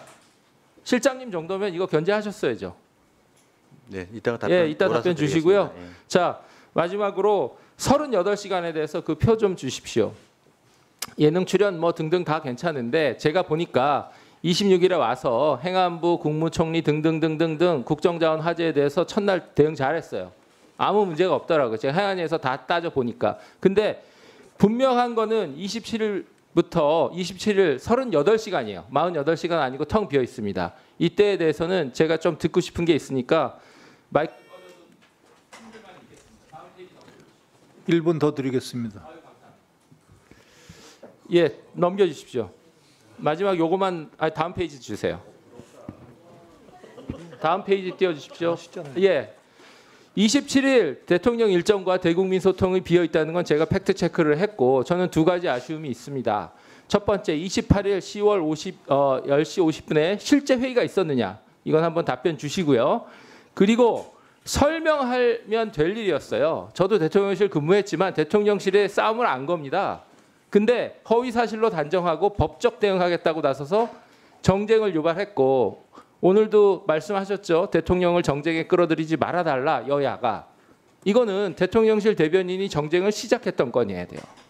예, 이상 제 견해 드렸으니까 말씀 주시고 싶은 부분 말씀 주십시오. 네, 의원님 말씀대로 먼저 정권이 바뀌었을 때 정권의 예민한 자료까지도 서로 공유할 수 있는 시스템에 대해서는 저희가 깊이 고민해 보겠습니다. 하지만 이전에 정상적으로 정권을 이어받았던 거랑 저희의 가장 큰 점은 늘공도 없었다는 겁니다. 늘공이라도 사실은 누가 어떻게 돌아간다는 상황을 설명해 줄 수 있는데, 데이터의 문제가 본질이 아니라 운영 자체가 초반에 많이 어려웠다는 그런 취지의 말씀이었다고 이해해 주시면 될 것 같습니다. 특활비에 관련해서는 여러 지적이 있습니다만 제가 아까 말씀드린 것처럼 국가 예산은 공개성을 가지고 있어야 되고 투명성을 갖고 있어야 되는 게 원칙이라고 생각합니다. 하지만 특활비가 저희는 역사적으로는 뭐 역사적까지는 좀 너무 거창하다 하더라도 이전 정부에서는 해보지 않은 특활비 공개라는 시도를 하고 있습니다. 다만 의원님들 입장에선 투명성도 요구하실 수 있는데 특활비 성격 자체가 투명성까지 담보하기는 어렵습니다. 아울러 그 김현지 실장이 총무비서관이 부속실장으로 가는 과정에 7선이나 되는 사람들이 왜 그걸 못 막았냐 이렇게 말씀하시는데요. 대통령께서 그렇게 사적으로 뭐가 움직이는 것에 대해서 용납하지 않는 스타일입니다. 저희는 이 인사도 대통령을 잘 이해하는 사람들로 배치한 것뿐이다 이렇게 말씀드리겠습니다. 마지막으로 이진숙 방통위원장에 대해서 저는 사실은 경찰이 몇 차례 어떻게 했다라는 구체적인 과정까지는 그 뒤로 보고받았습니다. 하지만 그 전에 있었고 저희 대통령실이 방통위원장을 뭐 어떻게 해야 되겠다 또는 뭐 어떻게 공격해야겠다 이런 의지를 갖고 있지 않습니다. 그리고 그런 정도로 뭐 이렇게 죄송한 이야기입니다만 이렇게 한가하지 않습니다. 솔직히 말씀드립니다. 네. 예, 국정자원 말씀드리겠습니다. 예, 국정자원 말씀해 주셨는데요. 국정자원 관련해서 27일 일정이 비어 있다. 이제 저희가 그 아까 제가 잠깐 말씀드린 것처럼 48시간 동안 아무것도 안 했다. 이제 이렇게 의원님들이 지적하시면서 저희로서는 이게 과거에 사람이 죽었던 이태원 참사나 그리고 세월호랑 비교하는 것 같아서 정말 마음이 아팠습니다. 하지만 이 27일 날도 행안부 장관 주재의 점검회의가 있었고 국무총리 장관, 중무총리 본원, 국무총리가 본원에 현장 점검을 나갔습니다. 의원님들 제가 조금 더 솔직히 말씀드리면 대통령께서 직접 다 통화하시고 직접 다 과정을 보고 받는 스타일입니다. 이게 알아서 하세요 이런 캐릭터가 아니십니다. 그래서 실제로 다 점검했을 것이고요. 그날 아침 10시 50분에 다음날 아침 10시 50분에 대통령 주재 긴급 비상회의 대책회의는 저희 3실장과 우리 대통령실에 있는 위기관리센터장이 같이 가서 대통령에게 전날 완진이 됐다라는 것과 상황을 보고드렸고 지금 대통령이 하셔야 되는 매뉴얼상의 일들에 대해서 보고드렸다는 보고를 아울러 마치겠습니다.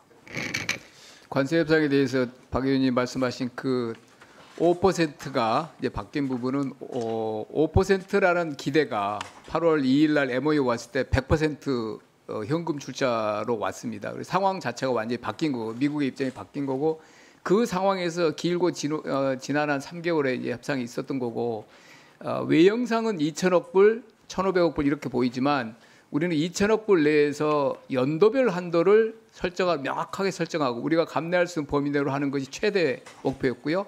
상업적 합리성, 그 다음에 사업 진척도에 따라서 돈이 나가게 그리고 그런 상황의 그 안정장치를 마련하는 게 최선을 다했다는 말씀드리고 2천억 불이 뭐 혹자는 200억 불 곱하기 10년이니까 2천억 불로 그렇게 하고 미국에서도 그렇게 이제 대외적으로 하고 외형상으로는 3,500불이 구성이 돼 있지만 대한민국 정부는 연도별로 한도를 200억 불 설정하고 그 한도도 상업적인 합리성이 있는 사업에만 투자돼야 된다. 그리고 이렇게 진척되는 정도에 따라서만 돈이 나간다. 그리고 그 비율도 나중에 조절할 수 있다. 그런 안전장치 마련하는데 최선을 다했고요. 우리는 연도별 200억 불 상한을 제일 중요하게 생각합니다. 네, 늦은 시간까지 수고 많으십니다. 여기 정무비서관님 계시죠? 한번 손 들어보실까요? 네, 김병욱 정무비서관님 맞습니까? 예, 앉으십시오. 네. 제가 아까 질의가 끝나고 이재명 정권의 인사에 대해서 쭉 말씀을 드렸는데 저한테 바로 아마 화면 보고 연락이 온 것 같습니다. 김병욱 정무비서관을 왜 빠뜨렸냐고 연락이 왔습니다. 공무집행 방해 상해 경찰 폭행 전과가 있으시더라고요. 제가 빠뜨려서 죄송합니다. 예, 속속 제보가 오고 있습니다.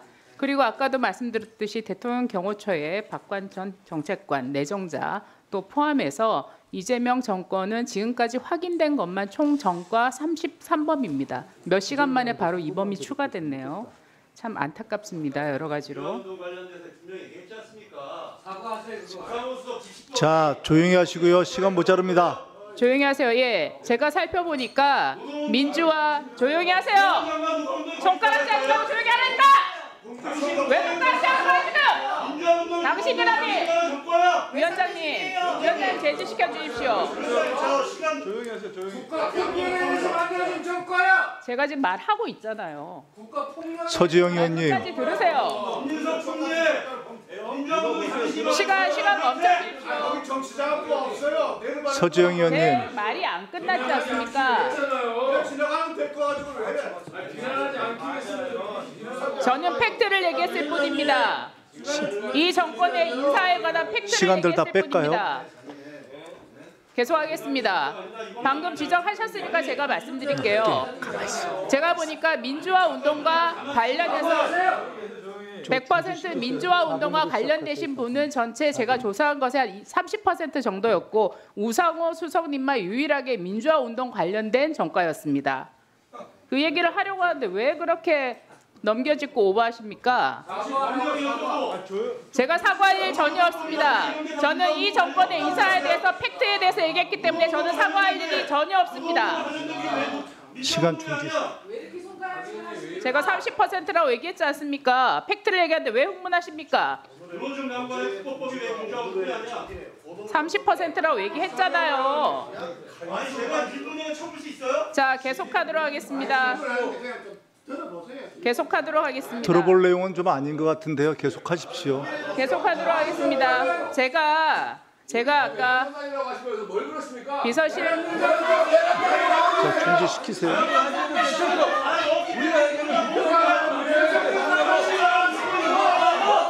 자, 잠시만요.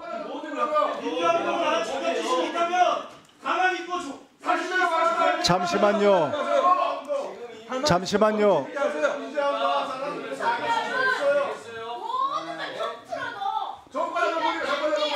자, 잠시만요. 자, 아니요. 원내대표께서도 좀 가만히 좀 계시고요. 지금 질의를 드리는 분은 질의를 하시는 분들은 다른 분들이 질의를 하지 않는 조건으로 해가지고 지금 질의를 하고 계시는 겁니다. 그런데 그런 시간을 이렇게 낭비해야 되겠습니까? 그리고 그렇게 꼭 불필요한, 제가 보기에는 좀 불필요해 보이는데요. 그래 자극적인 용어보다는 좀 다른 용어로 쓰실 수는 없겠습니까? 지금 이제 시간이 한 30분 정도 남았습니다. 30분 정도 잘 마무리될 수 있도록 조금씩 양보하시고, 개인적으로 좀 말씀드리면 야당의 국민의힘의 박수민 의원 질의하시는 거 조금 참고하셔가지고 질의해 주셨으면 고맙겠습니다. 이거 그냥 드리는 말씀 아닙니다. 좀 수준 높은 질의를 좀 부탁드리겠습니다. 자, 질의하시죠. 지금부터는 시간 더 이상 빼지 않겠습니다. 의원들의 질의에 대해서 수준을 논하시는 것 자체에 대해서 굉장히 유감스럽습니다. 저는 사실을 얘기했습니다. 사실을 얘기한 데 대해서 저는 사과할 일 전혀 없고요. 그리고 저한테 손가락질 하신 분들 오히려 반성하셔야 된다고 생각합니다. 사실을 얘기하는 게 왜 부끄러운 일인지 모르겠습니다. 여러분들께서 오히려 부끄럽기 때문에 이렇게 반응하시는 것 같습니다. 자, 계속해서 자, 그만들 하시죠. 시간들 빼지 않겠다고 얘기했습니다. 네, 다음 질문 드리도록 하겠습니다.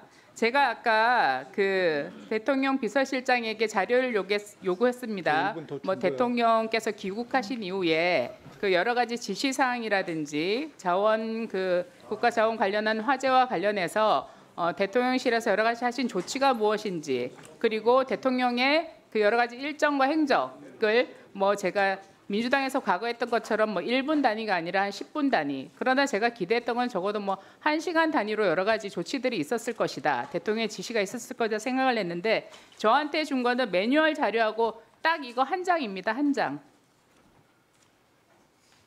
저는 대통령실에서 이렇게 무성의하게 딱 한 장 이렇게 자료 주신 거, 그러면 이 한 장 정도밖에 일 안 했다는 건가요? 그 굉장히 아쉽게 생각하고요.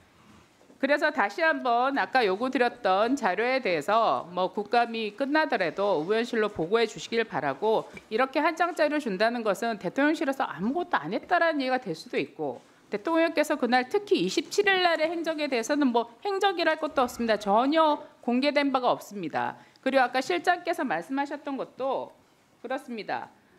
아마 직접 실제로 다 점검했을 것이고요라고 얘기하셨어요.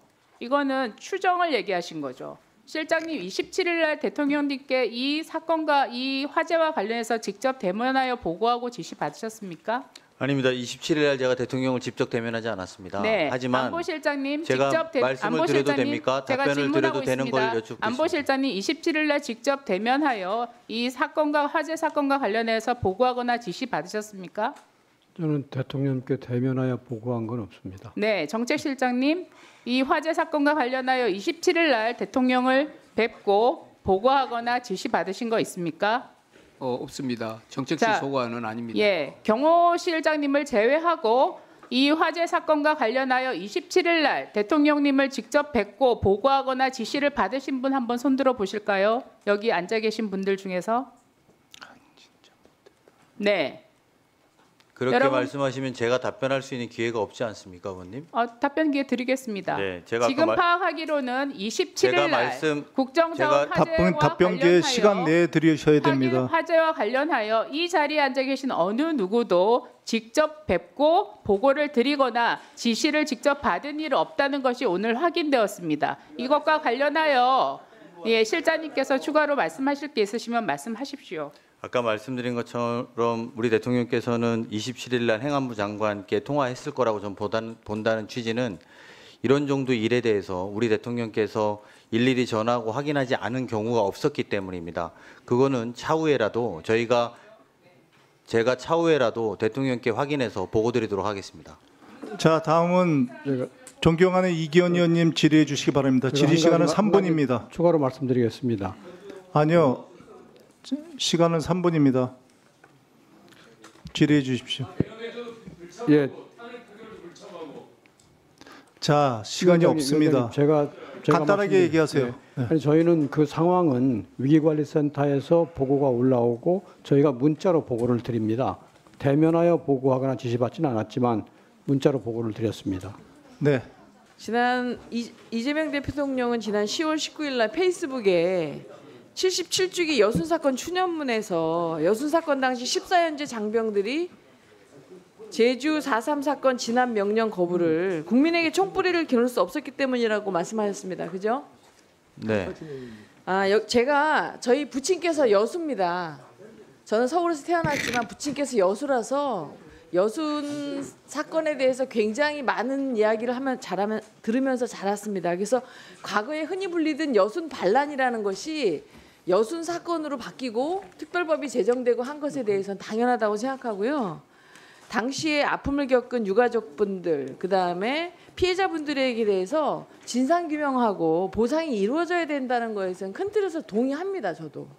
근데 문제는 당시에 반란을 여수 순천 주민들이 일으키진 않았지만 당시 국방경비대 14연대가 주둔하던 그 인원들은 동료 군인들과 경찰, 민간인들을 살해하고 국민들에게 총뿌리를 겨눌 수 없었다라고 앞에서는 그런 주장을 폈다는 겁니다. 이것은 1998년도 김대중 대통령께서 이걸 조사하고도 말씀을 하신 겁니다. 당시 4.3 사건을 진압을 거부한 그들은 남한을 공산화하려고 했던 남노당이었습니다. 14년대 김지희는 북한 평양학원 출신의 남파된 공작원이었고요. 지창수는 남노당 전남도당 조직원이었습니다. 이들은 남노당 당수인 박헌영과 남노당 핵심 간부인 이현상의 지휘를 받아서 조직적인 반란을 일으켰다는 것이 역사적 사실입니다. 왜냐? 14년대 당시 미 군정 시대에 이들 남노당 세력들이 무분별하게 이 국군 경비대에 포함됐기 때문이죠. 이들은 1948년 10월 19일 날 제주 4.3 사건 진압을 거부하면서 동료 장교 21명과 하사관 병사 등 총 40명을 사살했고 다음 날은 하루 동안 무려 400명에 이르는 경찰과 그 가족, 우익 인사들을 인민재판에 회부해서 살해했습니다. 그리고 10월 20일 이들이 남노당이라는 게 확실한 건 오후 3시 순천을 완전히 점령한 다음에 태극기를 내리고 인공기를 올렸습니다. 이후 6개월 동안 무고한 민간인 1200명이 반란군에 희생됐습니다. 그리고 남노당은 1948년 12월 20일 국가보안법이 공표되기 전까지 광주에서 4년대, 대구에서 6년대, 춘천에 8년대에 이르기까지 지속적으로 반란을 일으켰고요. 춘천 8년대 1대대, 2대대 700명은 전원이 다 월북했습니다. PPT를 봐주십시오. 여수 14연대 장교 중 마지막 생존자인 최석신 예비역 소장은 나라에서 진압명령을 내린 대상은 무고한 민간인이 아니라 폭동을 일으킨 남노당 세력이었다. 14연대 남노당 세력은 대한민국 장교들을 제국주의 앞잡이로 선동하며 무차별로 살해했다라고 증언했습니다. 그리고 공산주의자가 대한민국 체제를 뒤엎었기 때문에 벌인 폭동 사건이 바로 여순 사건의 본질이라 이걸 절대 부인할 수 없다라고 말했습니다. 저는 여수 순천의 당시의 민간인들에 대한 보상과 그들에 대한 적절한 국가에서의 책임이 필요하다고 생각을 하지만 이건 마치 과거 독일의 나치 시대의 괴벨스처럼 그 당시 우리 국민과 우리 정부를 당시의 정부를 갈라치기 하는 러시아의 정보 심리전이나 중국의 청원전이나 볼 수 있는 정치 공작이다. 저는 우리 젊은이들이 여수 순천 사건을 잘 모르는 사람들이 볼 때는 군인이 마치 나라에서 민간인을 학살하라고 하는 계엄령에 대해서 총뿌리를 국민들한테 들이대지 않은 거로 생각하지만 이들은 남노당이었고 대한민국을 전복시키려고 했던 국방경비대의 일원이 아닌 남노당 좌파 세력들이었다고 저는 이야기하고 싶습니다. 그래서 대통령께서 그들에게 국가의 책임을 지고 정확한 보상을 해주고 그들을 추모하는 건 이해하지만 14연대의 반란이 정당화되거나 역사를 왜곡해서도 안 된다고 생각합니다. 아까 말씀드렸지 않습니까? 1998년 김대중 대통령 조사 때도 이러한 사실이 나왔습니다. 그래서 저는 대한민국 국민을 사랑하고 그들의 역사에서의 상처를 보듬어 주려고 하는 대통령의 뜻이 나쁘다는 게 아니라 역사가 그들이 대한민국 국군이 아니었고 남노당이었고 그들이 대한민국 국민과 대한민국의 그 당시의 정부와 이간질시킨 이러한 정치 공작을 역사가 되풀이되지 않도록 바로 잡아주실 것을 비서실장님께 당부드립니다. 이상입니다.